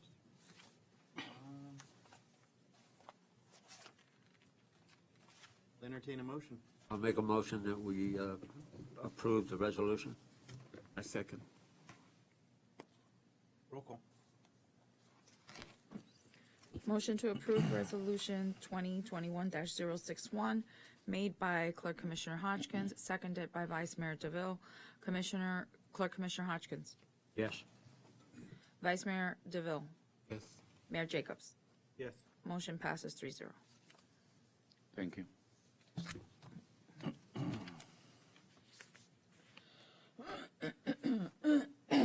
Okay, now we're at 10, old business. 10.1, Police Department Budget, fiscal year 2022. Well, this would be a continuation of the discussion we were having during the workshop. I've made my comments, my recommendation. I've modified my recommendations. I will hold the cars, radios, firearms to see what we can do. But my recommendation is that we get a independent law enforcement consultant and actuary to come in here, redo the entire study, and let us know what it truly takes to give us a better picture as to what it entails to create a police department. Okay, I'm gonna pass the motion, or pass the gavel so I can make a motion. The motion I'm gonna make is that we accept item 1 of your list. Give you the opportunity to come up with that. In addition, to look at alternatives with Hollandale Beach and Hollywood. And at the outcome of this, we proceed forward, and we have it presented, and we determine where we're going to proceed forward to at that time. I do have to stress as well that BSO, we're not going to be ready by February 10th. So we do need coverage. You said we had coverage till the end of the fiscal year. No, we have coverage so far until, until February 10th. They're extending it if we accept. Yeah, they have Okay, offered, so, because I Sorry. have a motion on the table. Part of the motion then will be that we accept the extension until the end of the fiscal year with BSO. We also use section 1, or your item 1, that we get an independent. read item 1 into the record. Immediately procure the services of an independent professional law enforcement consultant and actuary to determine the true staffing levels required and the equipment needs for our town and the associated costs, including future projections. That's it. And along with that, look into Hollywood and Hollandale to see what agreement we can get with them as well. That way, when this study is done, we have 3 options on the table, 4. His BSO is still going to be an option. So 4 options at the end of this that we can discuss. That's your motion? That's my motion. Second. Discussion? Yeah, JC, if we accept BSO's extension, at what rate will it be the same current rate? It'll stay the same rate. The extension to the end of the fiscal year will be the same that we're paying now. We will need to enter into an amendment, but it will just basically be the same as what we're doing now. The other, if we are more than a year away from having a police department, what is the problem that we're having here is that since it got delayed and pushed back. Why is that, JC? Or you tell me, sir, the RMS? Why have we had all these delays and setbacks? Tell me, sir, it was the RMS? Right now, the 3 things that are holding us up are what? We have no officers. Okay, employment, but we can't do that until we have a date that we know that we're gonna go live with the RMS and CAD. Right. So until we have the date that we're going live with the RMS and CAD, it's pointless to hire officers, is it not? You're correct. You want people sitting on payroll, making money and not doing anything? Oh, But that's my That's a point. waste of That's tax dollars. You've got a motion on the Okay. table. That was my Then point. discussion's done. Roll call. I'm still not clear on the motion. The motion, if I may read it out, is the mayor passed the gavel, and the motion is to accept the recommendation from the manager, the first point, which is to extend the BSO contract until the end of the fiscal year, which would be December 30th, 2022. September 30th, 2022. What did I say? December. Oh, sorry. September 30th, 2022, to go ahead and get a consultant, and in addition to that, also look for alternatives with Hollywood and Hollandale Beach. And the 4th alternative is also to negotiate with BSO. And while this is going on, what's going on with our own police department? Everything we've started so far. It's on hold. Well, let's finish this, and then there can be another motion. I'll second the motion. But no, but it's still open for discussion. Oh, already been- sorry. Yeah, Made and seconded. We're on a roll call. So- She was just reading the motion again. Okay. I don't, okay. What- No, wait. My question is, do we continue pursuing, everything else the police department needs? Or is everything just on hold while, Well, I think until we get that you're consultant? gonna have the consultant, so the consultant's gonna be, I think, looking at the numbers, right? Re-looking at the numbers, so I think the concept is that the rest of this would sort of be on hold, as I'm interpreting it, while the consultant does what the consultant's gonna do, looks at the numbers, and while we explore our options with other cities and possibly BSO. Don't want to commit any more funds until we know what the true picture is of having our own police department. Get that, I mean, the consultant's a great idea. It's, totally independent, and we could all have the numbers from someone that has nothing to do with the town. So that's a good thing. I think it's how much is being put on hold while we're trying to get this consultant. Like, how soon can we get the consultant? How long will it take? That's, we're putting out some phone calls to consultants, to different companies. This process first started in April of 2020. And the town received 3 proposals from consultants to do the work. 2 of the consultants said it was going to take 18 months to do the study. And one of them said 90 days. My point is that to truly evaluate, it may take a little longer. I mean, I won't know until I speak with the consultants. We have roll call right now, guys. The discussion was done. The commissioner asked the question. So that's where we're at. Oh, that's fine. No, I was answering his question. I'd like to add to that question also, if I may. Yeah, go ahead.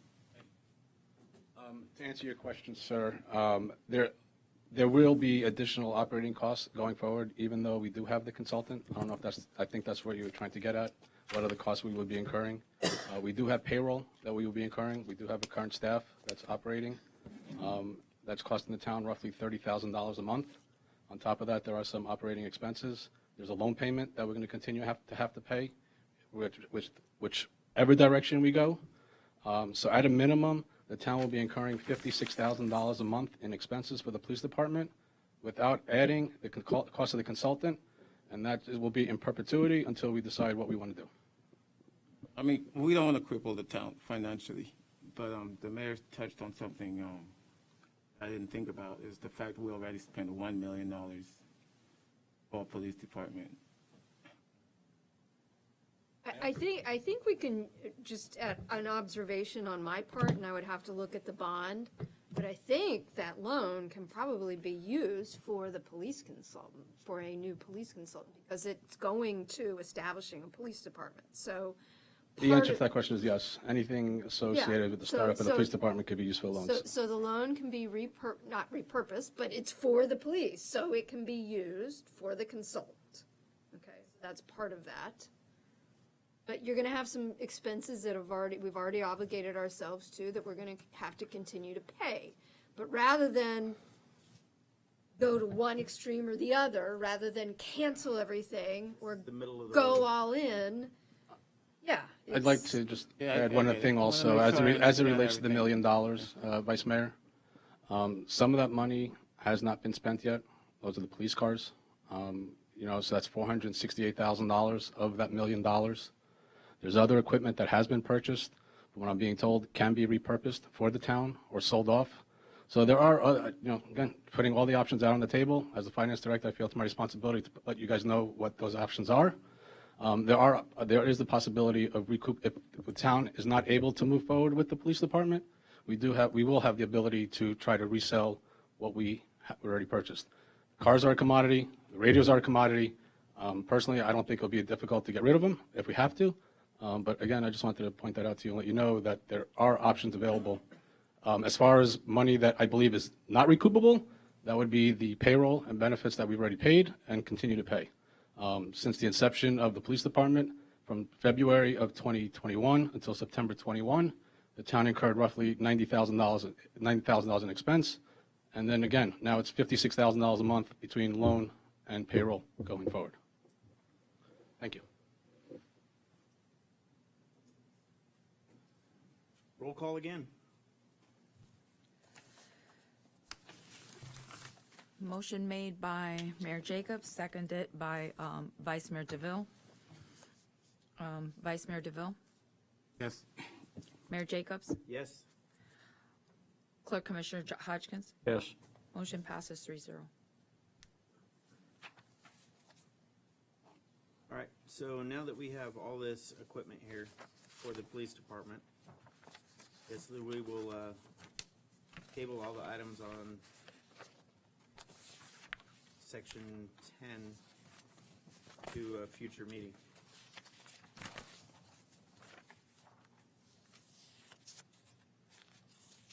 New business, number 11, 11.1, Public Services Director Clerk. Elevators.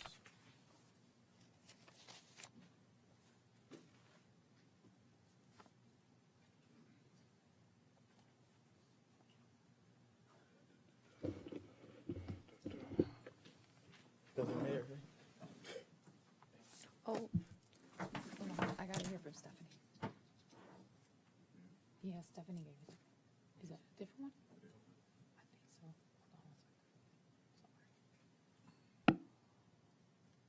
think so. Hold on 1 second. Yep.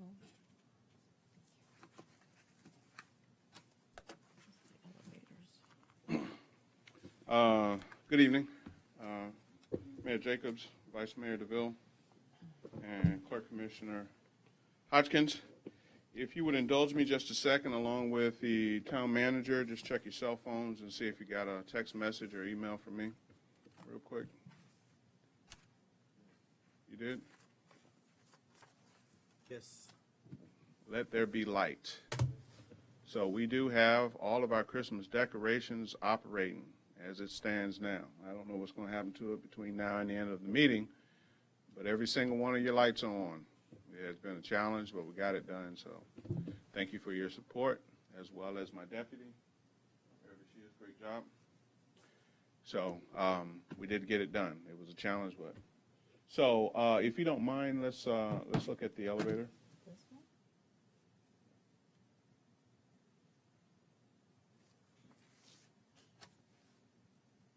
Did it open? No, it's not showing me the elevator presentation. That last one? This one? Okay. Well, it's not a whole lot to it. It should have been on there, so that's okay. Is this different than the one that was in the workshop? A couple, like last month? Yeah. So it's the same thing. So essentially, what it is, it should be on the actual agenda, but it didn't make it. So essentially, what it is that we had the proposal done. We had the gentleman come out at TKE. We do have the capacity to piggyback off of a government contract here, and the number was in the neighborhood of $250K. So essentially, I've talked to the leadership, the town manager, as well as the CFO, and we're trying to figure out a way outside of you just saying you can have $250,000 to fix the elevators. Now, we are not in dire straits with our elevators. We're talking about modernization of the elevators. Modernization means to you is that we're going to bring everything up to code and up to standard, because here in the next few years, around 2 years, as was in the presentation, that we're going to have to make some necessary adjustments. So we can afford to kick the can down the road, but it'll be great if we'll be able to allocate those funds either now or in the next fiscal year. So I just wanted to bring that to your attention. We do have a number. I think that we'll be able to satisfy the procurement responsibility through a piggyback contract, and we've looked at the others, and we think that, or I'm recommending that we go with TKE. I've had great success with them in the past. They're very professional, and they're well known throughout the world, not just here locally. I'll open the floor for any questions or comments. we looking at on cost? Approximately 250K, just a little more than 250K. For whatever reason, it didn't make it to my presentation, but I can get that to you in a second. Print it out and have it all for you. JC, where do we have the funds for this? Told them to hold off. We're trying to see if we can utilize the grant that we got, the town hall hardening, and use those funds for it. But I said, I just don't have that money right now for the elevator renovation. All right, And to be clear, he did tell me that this is just a follow-up because I did bring the guy out and have a conversation with you, and I know it was foremost in your mind, so I wanted you to know the real number. So, then how about we postpone this until we find out about the funds that we can use? Or Okay. make sure we find a way to get it on the next fiscal year. Okay. That sounds good to me. That's what I was hoping for. So we're tabling it, or? I think we can table it till we find out about the funds. What do you think? Okay. Mary? So, do you think we'll be able to get it on the town hall hardening? No?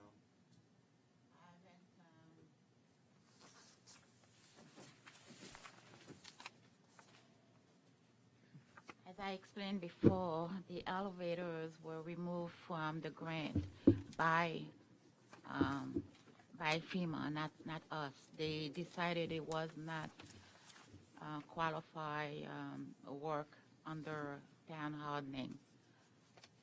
But, and that's why they swapped the roofing for the replacement of the roof of the building instead of doing the elevator modernization. But at the same time, that was a decision that was taken before my time. I'm going to confirm that the way it needs to be done, if truly elevator cannot be part of the grant.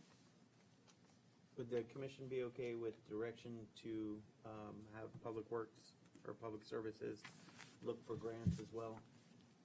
Or anything that could help cover the cost of this? Yes, that's another option. I'm looking at Broward County, the Local Mitigation Strategy Program has a resiliency type of grant that they have will be available, and I'm looking into that one, and then apply for that. The commission okay with tabling this until we can find some funds available for it? Sure, yeah. Yeah, we'll just table this till we have the funds for it. Thank you very much. That's you. what I was looking for. Okay. All right. And I think you're probably going to skip over to me next anyway. That's what it looks like.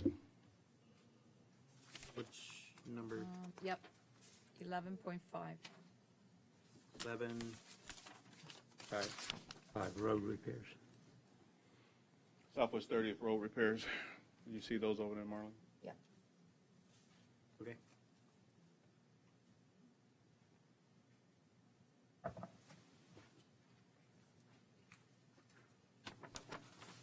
All right, so I've been here in South Florida since 91, I think it was, when I first moved here. And that used to be Southwest 30th Avenue was a way to get over to Pembroke Road if you got caught in the traffic, or down to Hallandale, or just to drive on a side road to see what was back there. And so I've always known that road to have potholes and just been really rough. So here are some of the pictures of the conditions of the road and the traffic that passes through. And to be perfectly honest with you, we're doing everything we can to try and keep up, but some calls have come in about how bad the roads are. Now, I do have some pictures of the flooding and everything that's going on, but what we did is that you won't be able to see the potholes with the rain. So everybody knows about the flooding, so I wanted to show you the actual craters in the ground. So we were able to get some bedrock and put in there and kind of level it off a little bit. So we're not going to have any damage to any of the vehicles that drive through. But it is a challenge keeping up with that road because I myself driven through there at night just to see what was going on in the rain in a car, and literally we had someone drive by to try and hydroplane across through that area. And I've had reports from my team that says that kids come back there, and because it's, I guess, the only dirt road in the area. Also, my deputy reported they got the motocross guys that are back in there, and they meet. So it's a variety of things that are going on there. And one of the things that we've identified that we have to do some temporary repairs, and we've done the temporary repairs, but they won't hold, just to be candid with you. We definitely have to have some bedrock there. We have to, if I had total control of that, we would actually pull it all out and curb it and drain it in the whole 9 yards, but that's not on the table right now. Essentially, I've been working with the town planner about a septic to sewer plan to go through there, and at that time we can realistically address what our plans are for drainage and actual build out of the road. But we have done some stuff. We filled in with some bedrock. We need proper equipment, some things that I'll be bringing up in the future. If we're going to tackle in-house handle potholes to this degree, we're going to have to invest in some equipment that's going to make the job a little easier. I've conferred with the town manager, and we've discussed how he would like the pothole program that we're going to have to put in place to be handled, and I agreed with him, so we've made some changes in our SOP, and so we're going to address those things moving forward. As it stands now, we've made those minor repairs, but we found out the equipment that's needed, and so we've done some cost analysis. A dump truck full of 1 ton, because they only sell it by the ton, of hot patch, and you would have to use hot patch because cold patch is not as effective long term. And then even if you use hot patch, we have to use it in the right time of the year, because if it gets wet, and they only guarantee it, well, they say the curing period is 6 months, which is ridiculous here in South Florida, because we know we're not going to go 6 months without any rain. Maybe in Arizona it might go that way, or in some places in California, but not here. We're going to get some rain. In most cases, we're going to get some flooding. So what we're going to have to deal with is, the offshoot of using either cold or hot patch. Hot patch looks better, and we're probably going to get the most out of it, but where we are seeing that the majority of the craters associated with our roads are from people trying to drive around the ponding water. And when they drive around the ponding water, they drive off the edge of the road, and then slowly but surely they're chipping small pieces off of it. And then it's the issue of it probably wasn't in the beginning engineered properly, because we have transfer trucks that move through that area. And so if you have transfer trucks that are ducking potholes, then they only make the situation worse. So that's where we are with it. So what I did is by the request of the commission, to go out and do some analysis on getting rid of some of these potholes. And so I got in contact with this company here, SAE, and they agreed to do 15,000 square feet, or 675 linear feet by 22 and a half of repair to the road. And here's the scope of work, for the most part, for $18,987. Now we have other quotes. We have 19.5, and we have a variety of others. Atlantic Southern, 38,969. Now the scope of work is pretty much the same. So for the most part, we decided that we could go with the cheaper solution, which would be the 18,000 quote. And if we decide to go with that, and if that is my recommendation, if you decide he's ready to execute in the next couple of days, he told me I can get on his schedule, so we can make that happen. Now, this caveat: it will not be a perfect road. What it will do, it will carve out 675 linear feet, which is the S-curve portion of where the vast majority of our craters are. Pothole. I don't want to call them potholes, because they're much bigger than a pothole. They're craters. And they're lying on the edge, and they can fill with 1.5 inches worth of hot patch. Now, if we were to spend the money, and I had this conversation with the town manager, is that if we were to completely fix it, it's an exorbitant expense. We would talk about real money. But I don't know if it would be to our advantage to spend real money and then later have to dig it back up for the second assured program. So if we could go with the $18,000 now, thereabouts, and get it halfway decent on up to the point of if we're able to make the, I think it'll give us a year's lifespan on that particular area.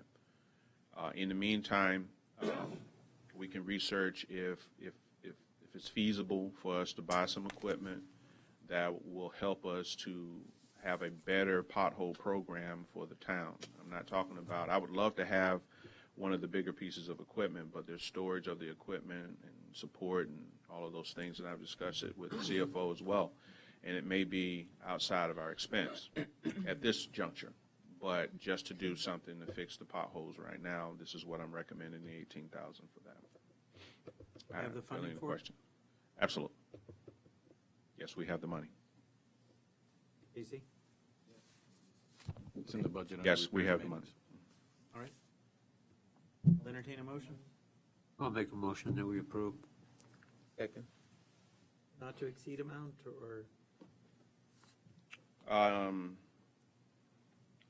Yeah, so can we go to not to exceed $25,000?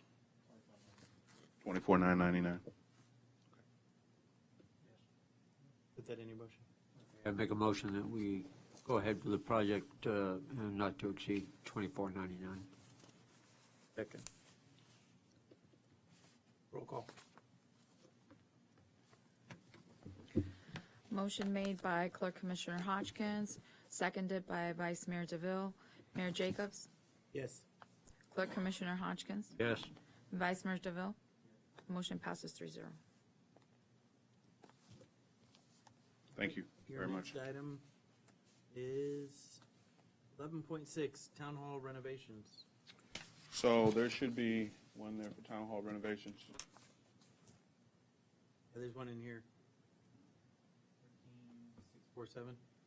Why haven't it let it do it? Is this it? Yes. Click down to where it says town hall, Pembroke Park modernization. You saw it. Okay.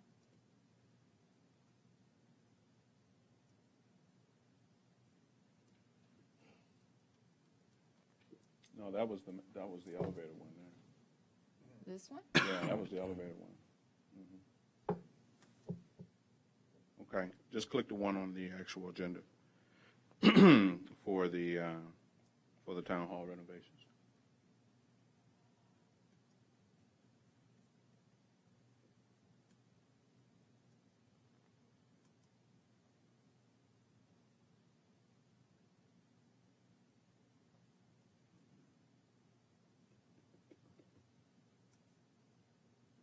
While this is loading, Mayor, this is basically for the remaining office spaces to do the tile baseboards. Correct? Yes. This doesn't So- include hallways or anything like that. No. Essentially, what we're doing is just finishing the project that we needed to move forward within the building. The overall vision is to, right behind you, is to put the town planner and have a space for an assistant. So that's going to be the first office that we work into the renovations. And essentially, we're just going to tile that room in and give it a good coat of paint and some baseboards, and then move furniture in. And then that would leave the office right before the mayor's office to be our EOC, and then we'll rip the carpet out of there and put tile floors in, and then we'll do the necessary conversions. Myself and Mark will put together the proper IT with televisions and a conference table and make it a real EOC. What's the lowest square foot price you got? I'm sorry? 375, that was the lowest square foot price you had? So this particular one, can you scroll down to the very top? Sorry. I don't know if this thing will operate that. Okay, so that should be the price there. We're recommending the 647, sorry. That is the lowest. And that is with Tim Tile. I think that's his name.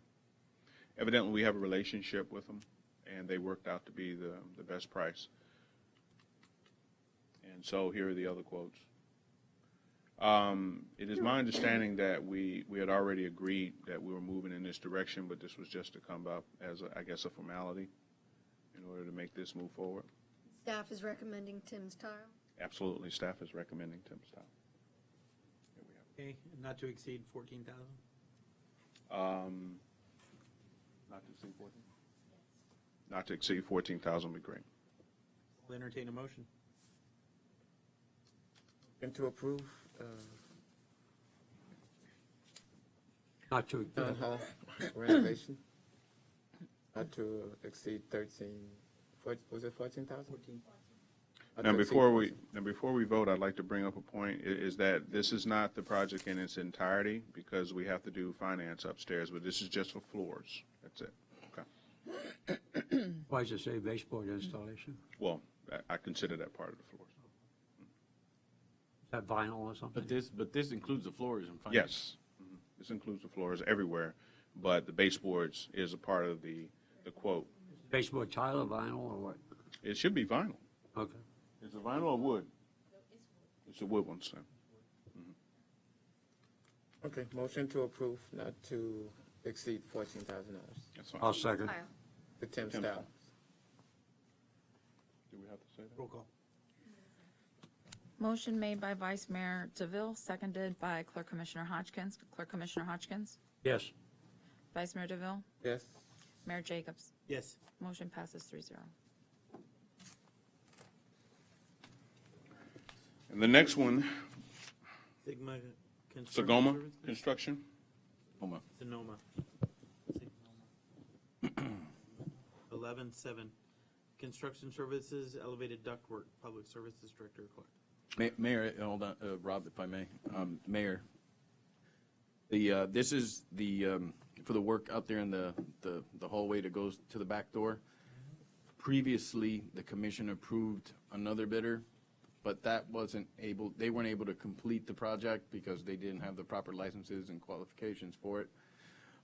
So we ended up moving to our second bidder. The second bidder made a modification to the price.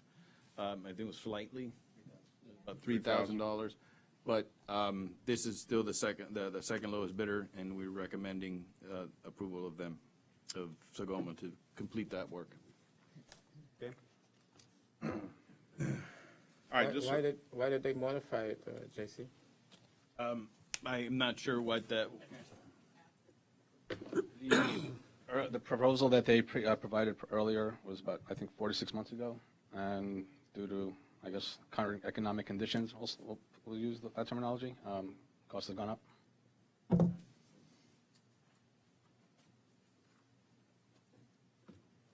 So, we want to leave it at that? Okay. All right.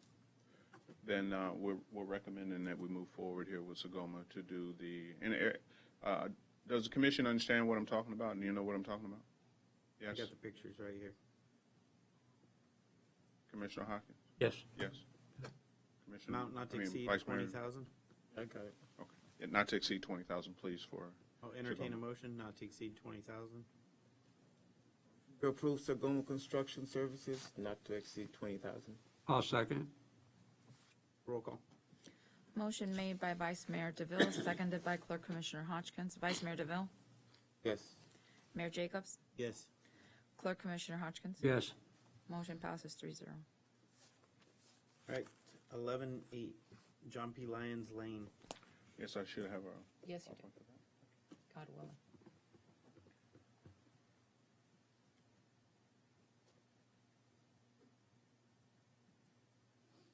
Oops. Okay. All right, so, right now, we do have a project underway, about, drainage improvement over on John P. Lyons. That's not what I'm here to talk to you about. One of the things that I noticed over there that there has been unreasonable traffic in that particular area as we go. So when some of the low-rise storage units, light industrial storage units that are along the John P. Lyons, where they turn out into the road. So if you have a flatbed wrecker that was bringing in a car, because most of what is going on in that area is car repair. They drive into opposing lanes. On various occasions where I've taken people out on a ride with me, that it's an area where it's not much respect for how traffic flows. Everybody's trying to get where they want to get. So I have been campaigning with my colleagues and the leadership about, let's make that road one way. If we're going to do a drainage improvement in that particular area, we could probably cut down on the density and all the challenges that we have from traffic in that area if we made it a northbound road. Now, we definitely, and it came to my mind when we were talking about the construction that needs to take place there. The MOT for that particular area is going to be a nightmare once we start digging in the ground. Now, I understand in the past when we put the public storage at the end of the road, they was able to maneuver, but as you move forward, there's no right of way, and there's very little swell. And there's some areas there where I have in pictures to where it shows trees that are right on the line, as you can see on the left side on the curb. So there's nowhere to go. And as you can see, the traffic congestion here is insurmountable. Is really ugly. And we were sitting right there in my pickup truck, and we're a transfer truck, you know, it insisted on getting around me at that time.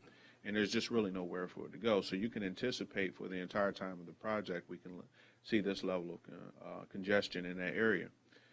So I suggested that we have a one-way leading south to north and northbound, and for the purposes of managing traffic. But then it also came to my mind and said, well, why don't we just leave it a one-way? And it would have less of an impact from a traffic management standpoint on the businesses in that area. And I think I talked to the town planner as well as the manager about it, and they alluded to me that it would be up to the commission, obviously, that Broward County would have to be involved in it so they can make their necessary adjustments to their documentation. But there would have to be a traffic study, of course, and all of that. But we've already got engineering services identifying that particular area. So if we were able to put it all together into one presentation, I think we could probably have a better chance of getting it approved. Now, granted, I don't live over there, but I do work over here, and I have to drive over there to get to certain areas. And so we would probably, and just, you know, my guesstimation, we could probably reduce the amount of dumping that goes along in that particular area. So where you could see that there's very limited space on the side. So in this particular instance here, this is down a little further where it's a little cleaner. And so in my mind, what we would do is, as you can see in the corridor, I don't know if this thing has a laser on it.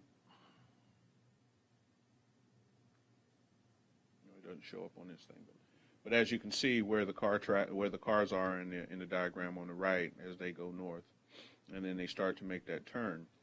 So if we can look where the line is, where you see all the industrial area, in this particular case, where we would benefit by having it as a northbound road.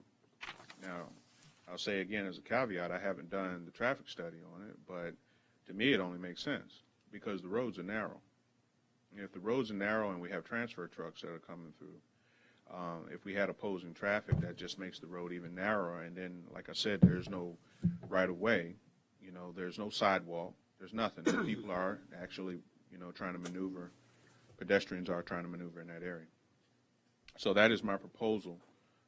I'd like to see it blocked off for one-way traffic and limit that access through the curb on up to 31st.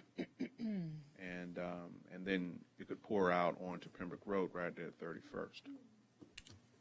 And we could probably end up reducing the amount of potholes and a variety of other things that are going on in that particular area. But gentlemen, we will have a challenge of traffic over there, and it's not gonna slack up. Yeah, I live on a one-way street, and I have 100 cars a day going the wrong way up it. Yeah.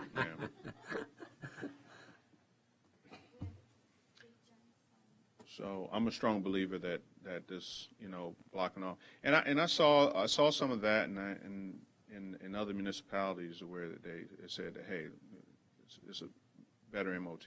We can manage this traffic a lot better, and Maybe if we get some cameras up there, we can find out who the dumpers are. I don't know.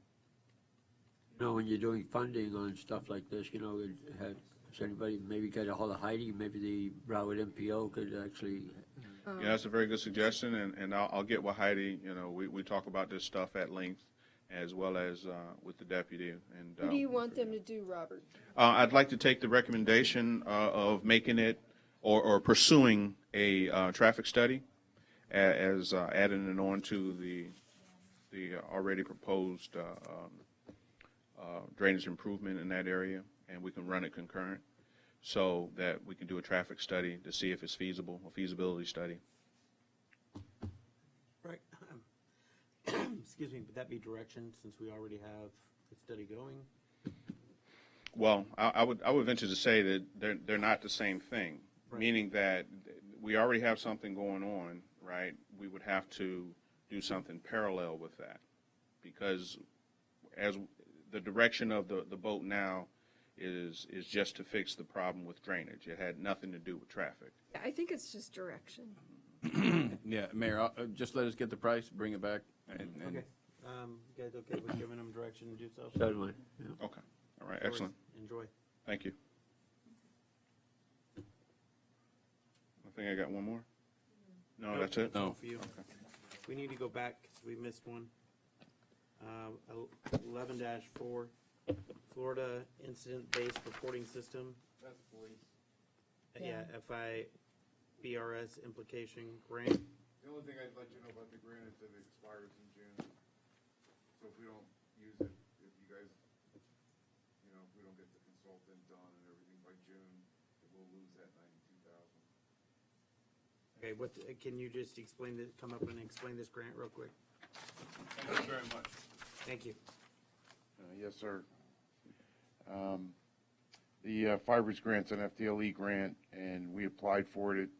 This particular grant I put in to pay for 100 hours of our IT person's pay. I pay for 100 hours of the consultant that IT is using.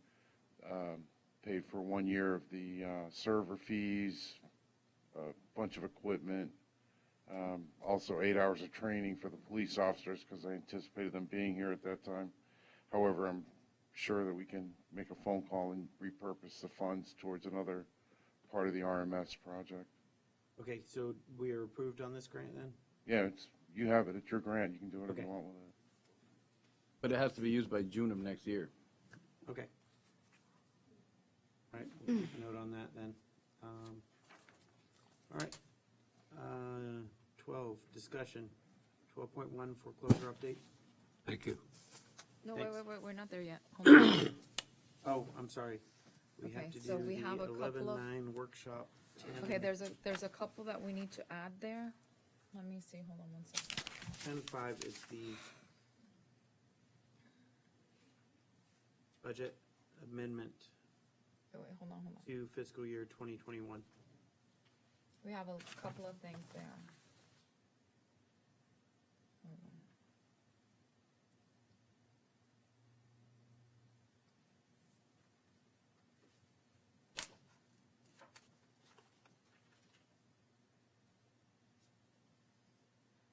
Okay, we have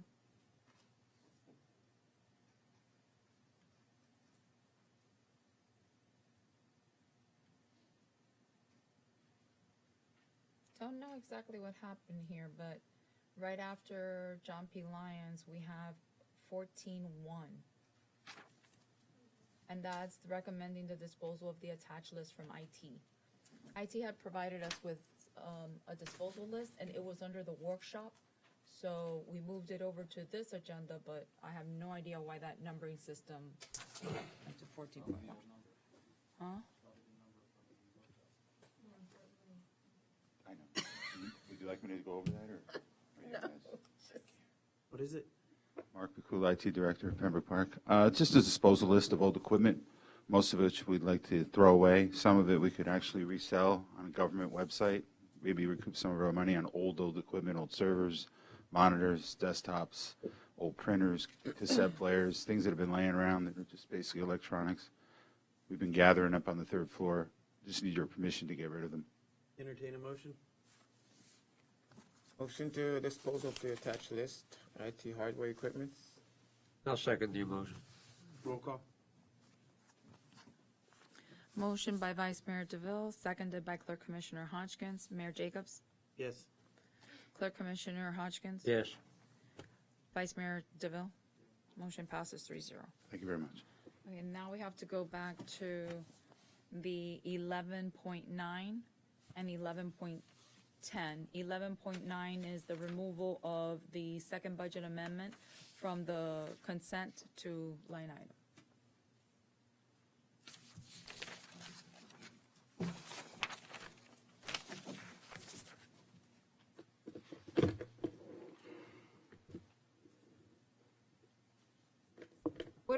What is it that Okay. we're looking at now? Budget amendment, is this it?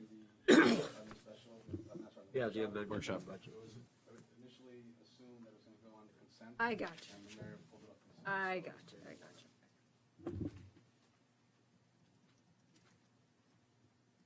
Okay. There's nothing new for me to report, sir. You're the one that recommended that you wanted to discuss it. Made my presentation to you at the last meeting, just to rehash. Since the last. I'm sorry. This was the one for the second amendment, the one you just went over. I presented the Second Amendment at the workshop. workshop. The mayor requested it come off consent and be discussed again at the special commission meeting. So I have nothing new to add. Oh, sorry. So, other than additional expenses, as part of the year-end process, additional invoices came in for the prior year. So again, just to come in line with the budget, reallocated funds from accounts that were not being utilized to accounts that exceeded their initial budget amounts. Just seeking approval. Just seeking approval. Oh, Yeah. Okay, entertain a motion. Motion to approve 11.9. Second. Roll call. Motion by Vice Mayor DeVille, seconded by Clerk Commissioner Hodgkins. Clerk Commissioner Hodgkins? Vice Mayor DeVille? Mayor Jacobs? Yes. Motion passes 3-0. All right, 12-1, foreclosure. No. Then now we have, you asked 11:10. for Yeah, but that's actually, should be 12-3. the not- Finance Department? Yeah, Okay, you want to change it to 12-3? 12-3, it should be 12-3. 12-3, You have a 12-3 already. yes. It has to be Do I? 12-4. Oh, 12-4. Okay. Okay, so we're on 12-1. We're on 12-1. Yes. Foreclosure update. Right, so A&B Recycling is over. It got sent to the law firm that is going to be doing our foreclosures. They're evaluating it. We sent over earlier this year, this summer, a couple of cases and got some direction back from our outside counsel on things to look for when we're preparing these cases to make sure they're ready to foreclose on when it comes time for that. And so some of the older cases that we have that we wanted to foreclose on, we may not be able to. But I'm very hopeful, and I think that A&B Recycling will be a candidate for foreclosure. They're evaluating it now.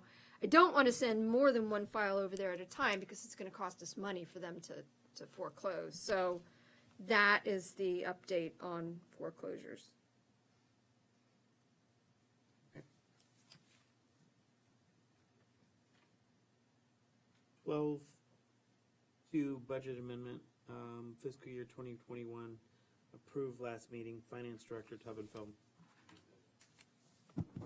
No, this was the one we approved the last meeting. I put it on here. I put it on here for discussion. Because when I pulled these up, we were back I don't to- have that initial one with me, sir. So if you. Okay, well, I can share it with you. Sure. When I pulled this up, you stated everything with 100 is building department, right? Yes, sir, I did. Okay, and so I'm looking at the general fund fiscal year 2020. Yes, sir. And I'm looking at the items like building permits, building permit fees. Yes, sir. All of this they all have a 100 code. Yes, sir. 001 with the following numbers, account numbers. Okay, but you said everything with the building department was a 100, started with the 100. I'm not understanding the question. Okay.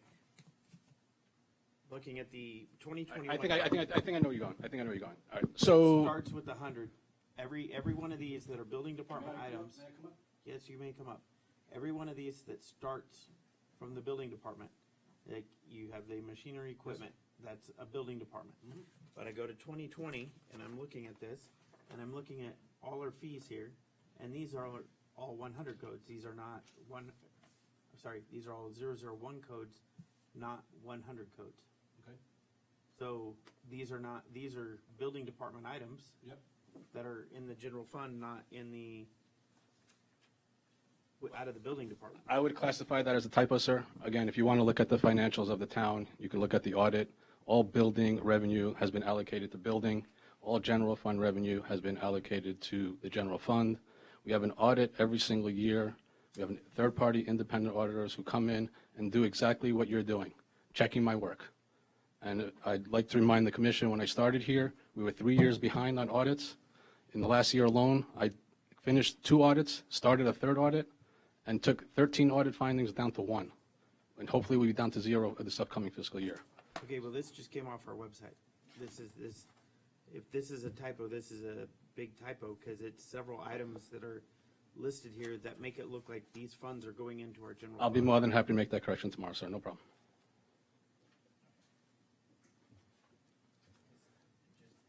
Again, sir, to ease everybody's mind, the revenue and expenses for the building fund are being allocated to the building fund. The auditors review that. Independent auditors come in every single year. They review that specifically for that reason, to make sure that the funds are being allocated in the proper accounts and being expensed and allocated to the proper accounts. My point is, I'm not an auditor and I'm not an accountant. I understand, sir. It was a typo, and I'll be more than happy to make the correction and fix it and make sure that the right Understand, numbers are updated. I'm looking at this, and again, not an accountant, but I'm looking, and now it's like these really look like things are not where they should be. So Again, sir, I referred to the audit. The audit will have the correct figures and the correct allocations. I apologize to you, the commission, and the staff for having typos on the report. I'll be more than happy to correct it and make sure that it's fixed in the next couple of days. okay, well, it's published on the website that way. I'll fix it, sir. All right. 12.3, approval of changes to the regular commission meeting. That would be January, February, March. So everyone knows what's going on. I accepted a new position. I have to train for a new aircraft at the beginning of January. So we need to be able to make this all work. We have to change our commission meeting that we currently have scheduled for, in here, if I get the date right. January, it's currently scheduled as January 12th, but we need to move it a week prior to January 5th, as I actually depart the next day. And I am working on trying to get my schedule, what it will be for February and March. I have not been able to obtain that yet, but I am working, trying to get it prior to that date. So at that meeting, we can plan for our second 2 commission We meetings. can move things around then. Yeah, so we can move things around as need be. So I'll entertain a motion to move the January meeting to January 5th from the 12th. Marlon, did you want the workshop and meeting to do the combo? No. We don't need that for, Well, you don't have to be present for a workshop. well, I And you get can, that, but you can also like watch it on the video. I realize, but we only have this meeting this month, right? Or do we have the workshop on, are we having the workshop on the 29th? No. So then we're going to have on the 5th, the Probably workshop both and the again. meeting. Probably both again. Okay, so I'll entertain a motion for the 5th for a workshop and meeting. Which one was the 12th? Was that a workshop? That was an actual meeting. We're not having a workshop on the 29th of December. Motion to move the January 12th meeting to January 5th. Let me ask you a question. Because I'm creating two meetings, which in reality it's just a duplicate of a workshop. Can we just create the special where you'll have the discussion there and you'll be able to vote on it? I'm fine with that. Is everybody okay with that? If it's- Okay, thank you. Don't want to do all those minutes? I'm looking forward to it. So looking forward to it. Love doing the minutes. So we're going with December 5th, January 5th. Yes. Yep. Is 6 o'clock okay? For me it is. 6? Okay. Do we have a motion? Made the motion. Oh, yeah. sorry. I'll second. Roll call. Motion made by Vice Mayor DeVille, seconded by Clerk Commissioner Hodgkins. Mayor Jacobs? Yes. Clerk Commissioner Hodgkins? Vice Mayor DeVille? Motion passes 3-0. Got every other thing on here, right? Up to this point. So now I can do 12.4 Finance Department. And Harry, this would be you.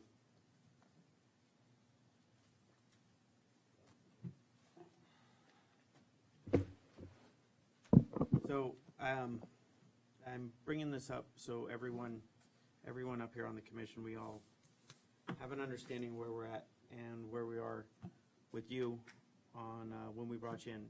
You started prior to me and Ray, which was, about 6 months before we came here? October 2020, October 24th, 2018 was my first day here. End October? October 24th, 2018, or 26th, one of those days, I'm not sure. End October? Yes, sir. Of 18. All right. And then sometime in June of 19, we made you the interim. Sounds right. We were elected March of 19. Okay. Okay. And at that time, we were hiring for a finance director. Yep. And you did not apply for that position. I don't believe that's the case, but You didn't apply for the position, for the finance director position. you seem to know better than me, but okay. Okay, so I remember this very well because I asked you why you didn't apply for this position, because you didn't have the qualifications that we were asking for the position. I don't recall having this conversation with you, sir. The job description that was provided to me had nothing stated as it relates to what qualifications were needed. If I remember correctly, and if we need to bring HR, she can discuss it. I believe the terminology used was experience could be used as needed, but nowhere on the job description and nowhere on my agreement where I accepted employment was anything stated where certification or anything else was needed. I never stated once that I didn't have the qualifications. Well, I remember this going rounds with the commission over different. The former mayor made it very clear to everybody on the dais that I did not have a CPA, and she did not want me on as the finance director. Right.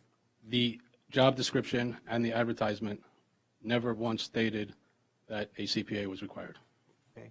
Well, I'm the type of person who loves to give everyone the opportunity to prove themselves. Okay. To take advantage and run with it and Yep. do something with it. Yes, sir. And that is why we made you the interim director. I supported you. Yep. And pushed you up to that date. Yep. And then we brought you on as the full-time October of 20. Part of your agreement, what was that? That you would complete the training for municipal finance. Not part of the job description, sir. What I said was that we discussed about me going out and seeking it, but it was never a requirement. That's number one. Number two, I am in the process. I did apply for it. I'm a GFOA member, and I have applied for the first test, which I am planning to take in February of 2022. I'm going to call Yolanda up on this one. No problem. Come on up.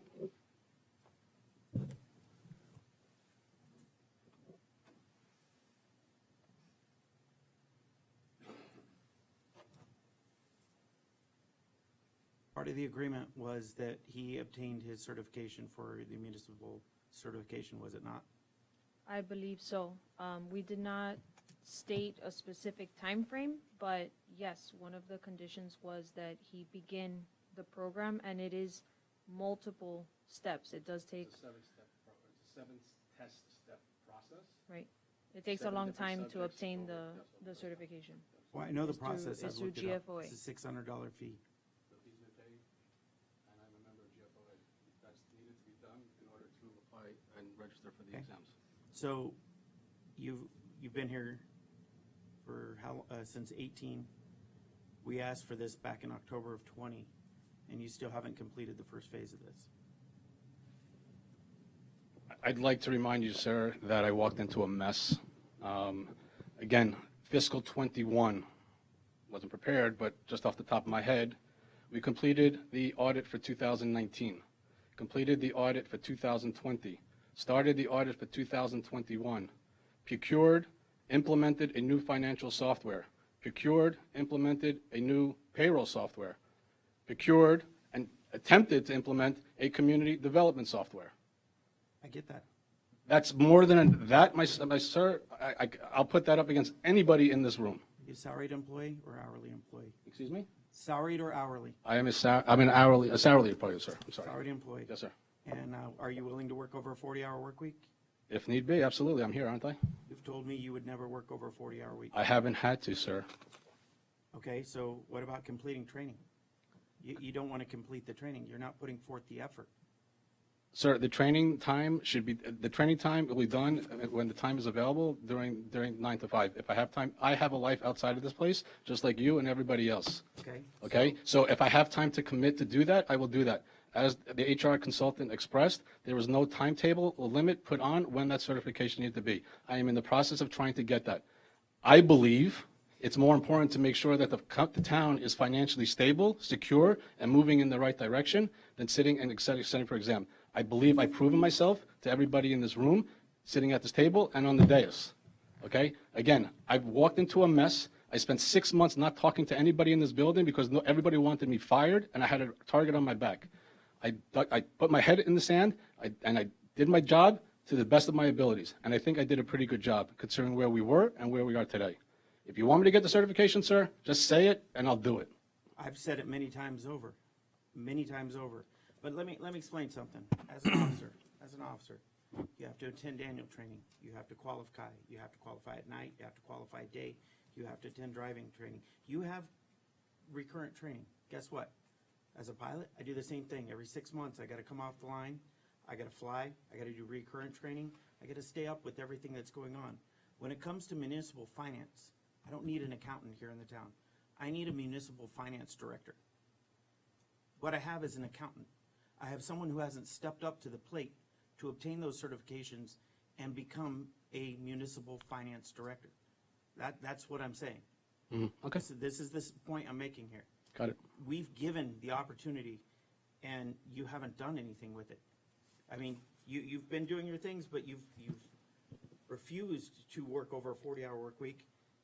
You can take this hour class as you go on your time, if you really wanted to obtain this. But so far, you've been supported by the manager. You've been supported by a couple people around here, Yolanda. Well, I've been asking, where's he at? Where's he doing this? How many times have I asked you? How many times have I asked you? Multiple times over and over again. I've even talked to you about it. And here we are, into 2021, and you haven't even taken the first test yet. Sir, with all due respect, why would I take a test prior to October 2020? Hold on a second, let me finish, sir, please. When I first started, 6 months when nobody would talk to me, and all I had was a person who hated me and wanted me fired and terminated. That all happened prior to you coming on board. And I'm sure you were well versed in what the plan was, okay? Hold on a second.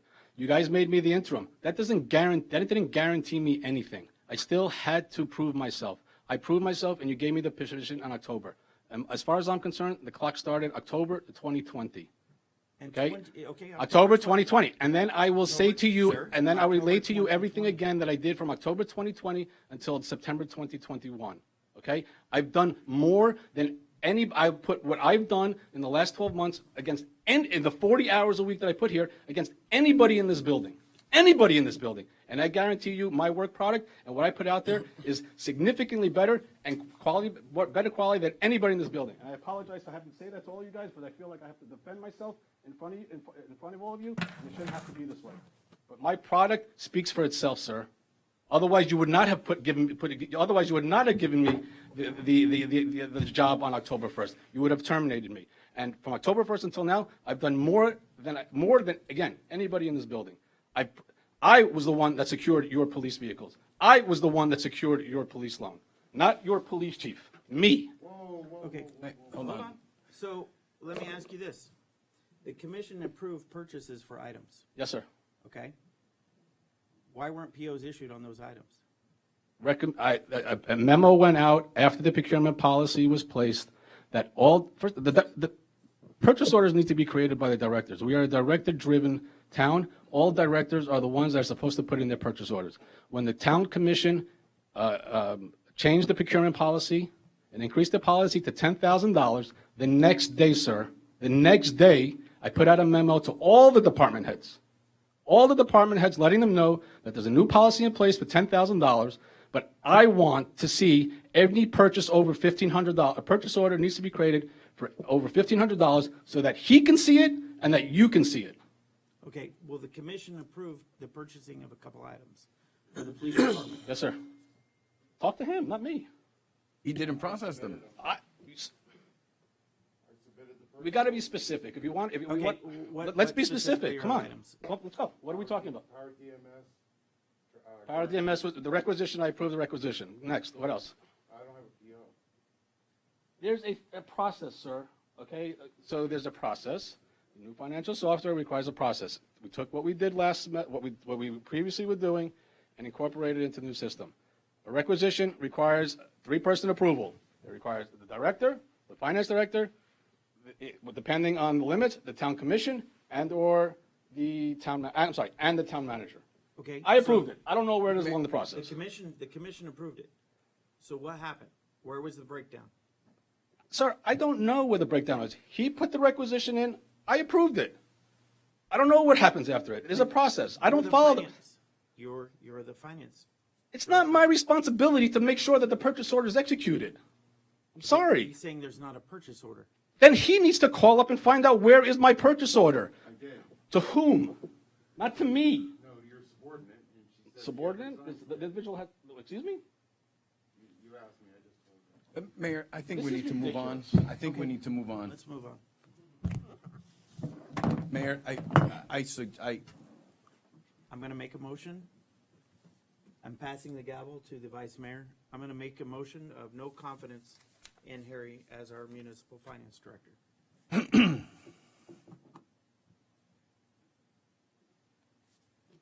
there a second? Second. Discussion? I personally agree with Harry. October, we made him a permanent director, and that was for a reason. I believe he proved himself, and to me, he's doing a wonderful job, but I would like to hear Yolanda's. Thank you, sir. Appreciate that. Because you deal with the staff member, what's his job performance like? What's your well, recommendation? I can say Yeah, that. you I can also, say but that. I'd like to hear it from you. No, it's okay. No, he can speak after you. As far as the work output that Harry has delivered, it is true that everything that he has discussed in this past 1 year, he has delivered. So his work output is extremely high. The productivity of his finance department is very high, very efficient, and it is true that the GFOA was part of a condition of him obtaining that certification as part of him becoming permanent. There was no time frame. There was no specific time frame. There was no specific time frame because this certification takes a very long time to obtain. It takes years. So there was no specific time frame on it. Now, there was also several absences long-term in the finance department in the last year. So the entire process of implementation and even some of the day-to-day activities in finance were taken on by the finance director. So that is something to consider as well for this time frame. The mayor has asked me multiple occasions, when is Harry getting his certification? I then have gone to Harry and asked him, Harry, you need to get your certification. So now that his team is back, because his team like came back finally, everybody together, because one was out for a very long time, then another one was out, then at one point I think both were out. Now that everybody is back, thankfully, and healthy and good, he did enroll in the program and sign up for the first test. So that was within the last maybe 60 days. I signed up as a GFOA member, I would say probably in March, and the first exam was scheduled for October, but based on what happened, it got pushed, and the first exam is now scheduled for February. How many violations or write-ups has he had since he's been here? He's had 2. What are those for? For, Does this have to be discussed out in the public? It doesn't have to be. I asked a question. it was for, I could pull up the exact words, but it was basically for failure to follow our policy for conduct, for professional business conduct, Okay. for having outbursts. My whole point of this is I need a municipal finance director for the town. I need someone who knows what they're doing when it comes to municipalities. Someone who would take the effort, and we gave you the effort. We gave you an opportunity. But you All right, didn't- well, oh, no, because he's got the gavel, and you're speaking, and you are talking to him, okay? Okay. So, you are the chair. Yeah, I forgot I had the gavel. Go ahead. Did you have another question? Yeah, well, so for- what's your recommendation? If My as recommendation is HR? that we actually set a timeline for each of the steps to obtain the certification. I would like to see Harry complete the entire certification. And we set a timeline, and whatever that requires, right? If it requires working more than 40 hours a week, then it requires working more than 40 hours a week.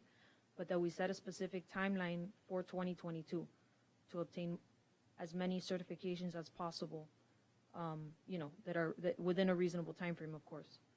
Given that, he is a working father, right? We have to have a work-life balance, but I suggest we set a specific timeline for him to obtain certifications in 2022.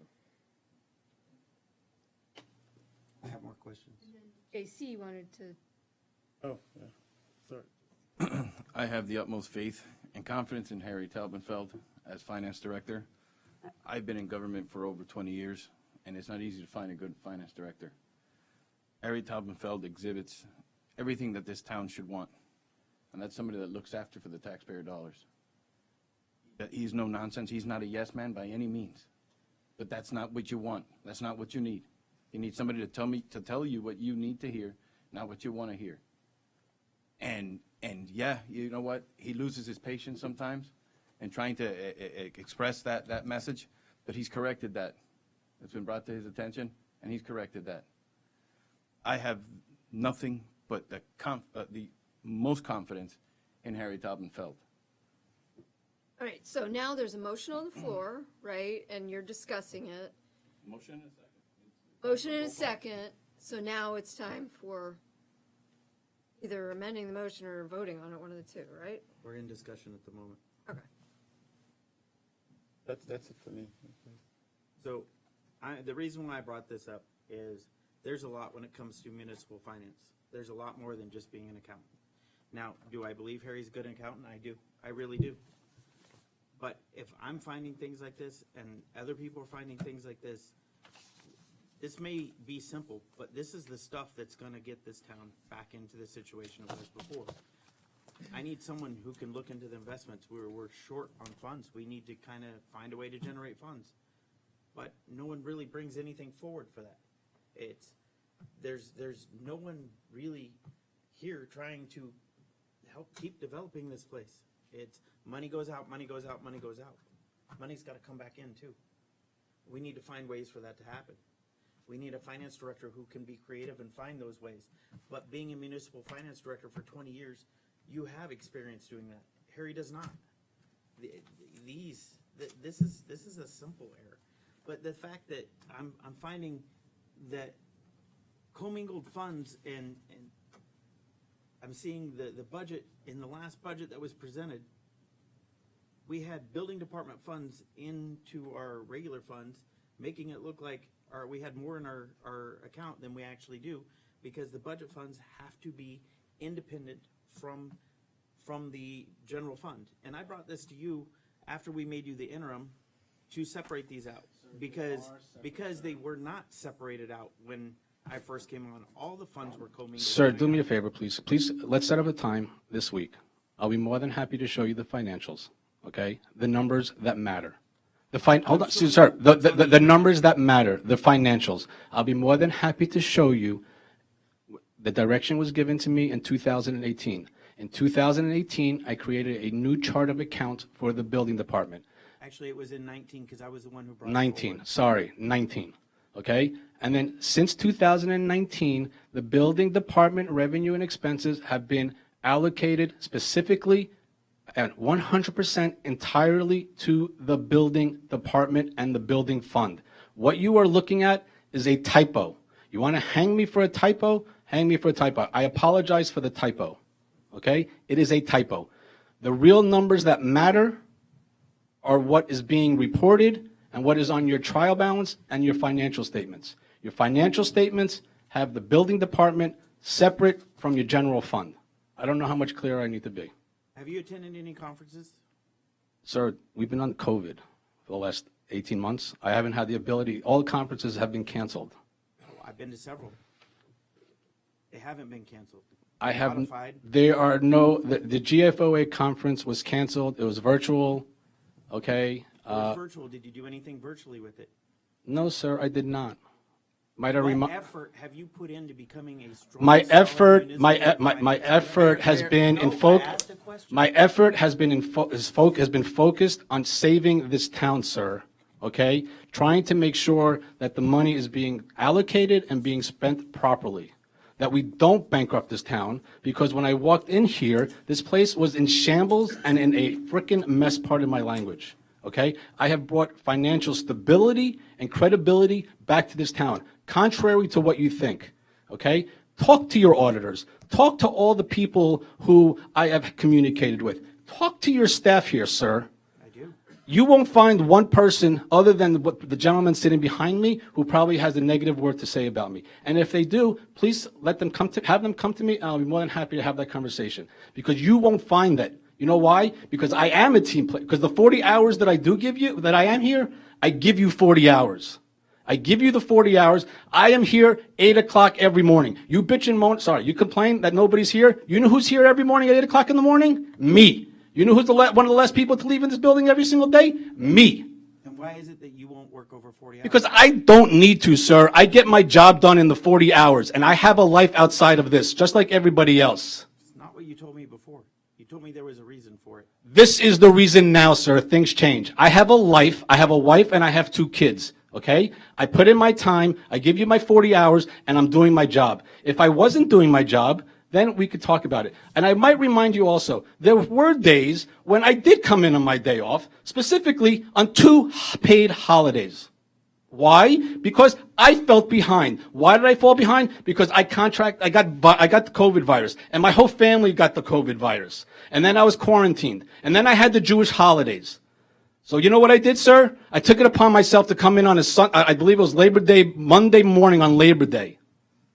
I do what I have to do to get the job done. If I need to work more than 40, I'll give you the 40. I don't need to work more than 40. I'm doing my job. And again, I'm doing a lot more in my 40 hours than people are doing here.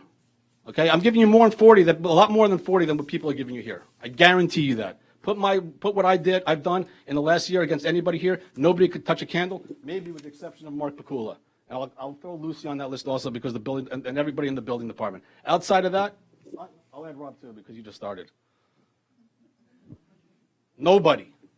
It's insulting. Excuse me for butting in here, but Yes, you know, this is starting to sound like a real personal attack. He is attacking me, sir. I don't know why I'm being attacked. I don't know why I'm being attacked. Honestly, I don't know why I'm being attacked. All I'm doing is I come to work every single day and do my job. I don't know if the way you presented it is. Hold on. He has the gavel. We oversee. I think it's rude. All right, We Marlon. oversee all the directors for the town. We Call are the roll, please. responsible for the directors. I of the town. understand that. Call I the roll, understand please. that, This but I is think the conversation could have gonna been get nowhere. happening Roll call. possibly between you and Harry in an office Okay, somewhere, not in I've been public. asked to call the roll.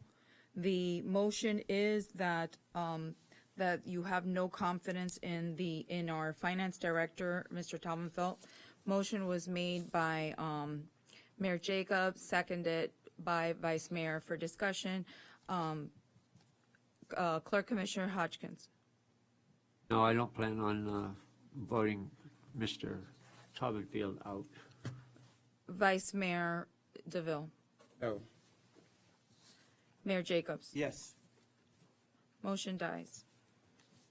2-1.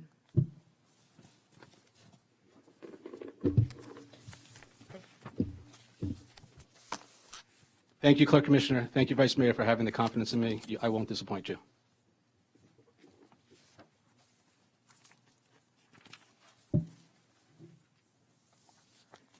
Any comment? None. Well, no, actually, I do have a comment. Sorry, it's my recommendation. It's my recommendation that the town have a special election. Because, for several reasons. We are continually coming up against quorum issues, and it is an issue. This town is having problem functioning because of quorum issues. Number two, there is another small town in Broward County which had issues with the OIG because for many, many years it did not have elections, and it kept appointing people. And I think we're going to we are running into the same issues that town ran into. I don't think we're there, but I want the commission to start thinking seriously about having an election. I think it's going to solve a lot of the problems of the town just being able to meet. And the town has to meet to be able to do town business. And I think we saw issues this past summer, which, we were able to overcome, but it's just becoming a chronic issue. So my recommendation is that the town commission thinks seriously about having an election in 2022. Other comments? Yes, Mayor, Vice Mayor, Clerk Commissioner, as I did a few months back, I have another personnel issue that I will be bringing before the commission at the next meeting, and it'll be a recommendation for termination. So I'll be presenting that to you at the next meeting. Commissioner comments, Clerk Commissioner Hodgkins. No, I don't have any comments. Vice Mayor DeVille, I have none. Mayor Jacobs? I do. Since I've been here, I've talked nothing more than about accountability. And everyone in this town needs to be accountable for their positions, their requirements, and bettering themselves while they're in their positions. When an opportunity is given to you, you need to take it, seize it, and make it yours. And personally, I don't believe that happened with our finance department. So that's all I have to say. 16.1, hearing examiners, announcements. Hearing examiner meetings Thursday, December 16 at 2 p.m. Toy Drive is Monday, December 20 at 5 p.m. to 8 p.m. And happy holidays and Happy New Year. One last comment. There's actually an announcement because I put this on your desk. Property Appraisal's office will be coming into our town hall the third Tuesday of the month. It is every other month, and they will be here on January 18th, 2022, March 15th, May 17th, July 19th, September 20th, and November 15th. So if you have any residents that has mentioned to you about needing to file for homestead exemption, let them know that they will be here at Town Hall on those dates from 11:30 to 1 p.m. to be able to give them that service to our residents. Can you email us those dates? I will, and it will also be up on our website. All right, thank you. And 17, adjournment. Adjourn. Great day. You can go a little louder than that next time. I'm tired, JC.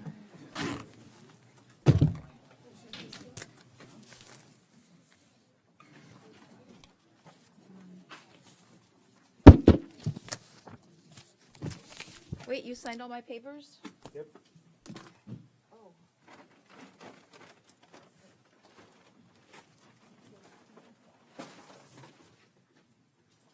You shouldn't have said that. I might run. Good. You should run. Uh-oh. Merry Christmas.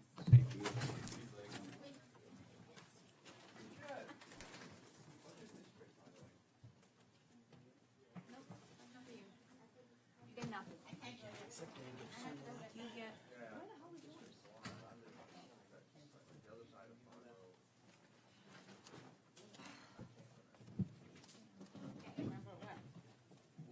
All the election districts.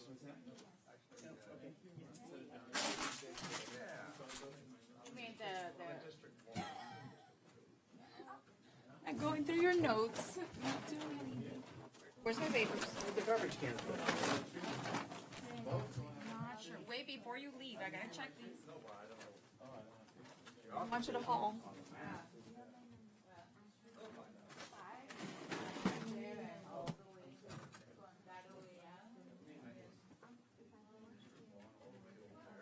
A little sidewalk all the way.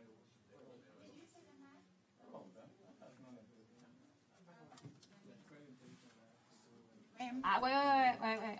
I'm trying to check all these before he leaves.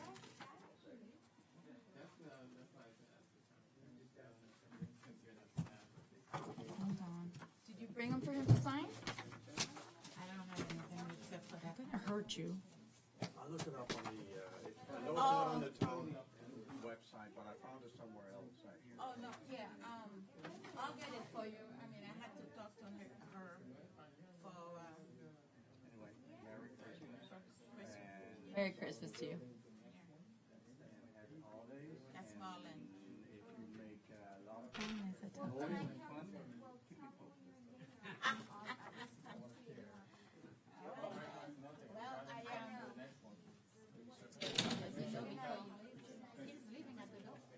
Is he going to be in here No, he's gone. That's why I said to you. until next year? Until next week. Bye, honey. Oh, and you mentioned everybody except me? Guess what? I work 50 hours. I'll tell you the same thing I said to Heidi. I'm fighting for my life. Please don't take it personally. I apologize. Don't worry about it. Hey, good night. Yeah. The other thing is, Wait. I have to kick everybody out. I need to close the gate. Oh, you're the one that closes the. Yeah. I'm the gate of, what is it? The other thing? Yes. And it was so cold that night, and he was like with his big jacket, and I lowered my windows. Your job sucks today. And he was like, Yoli? I was like, I'm so sorry. I don't want your job right now. He was like this, like, I was like, why didn't you wait in your car? Merry Christmas. Merry Christmas. And Happy New Year. No, we'll see you at the luncheon, right? I think I had everything signed. I think I got everything signed. Okay? Good. I think I got everything signed.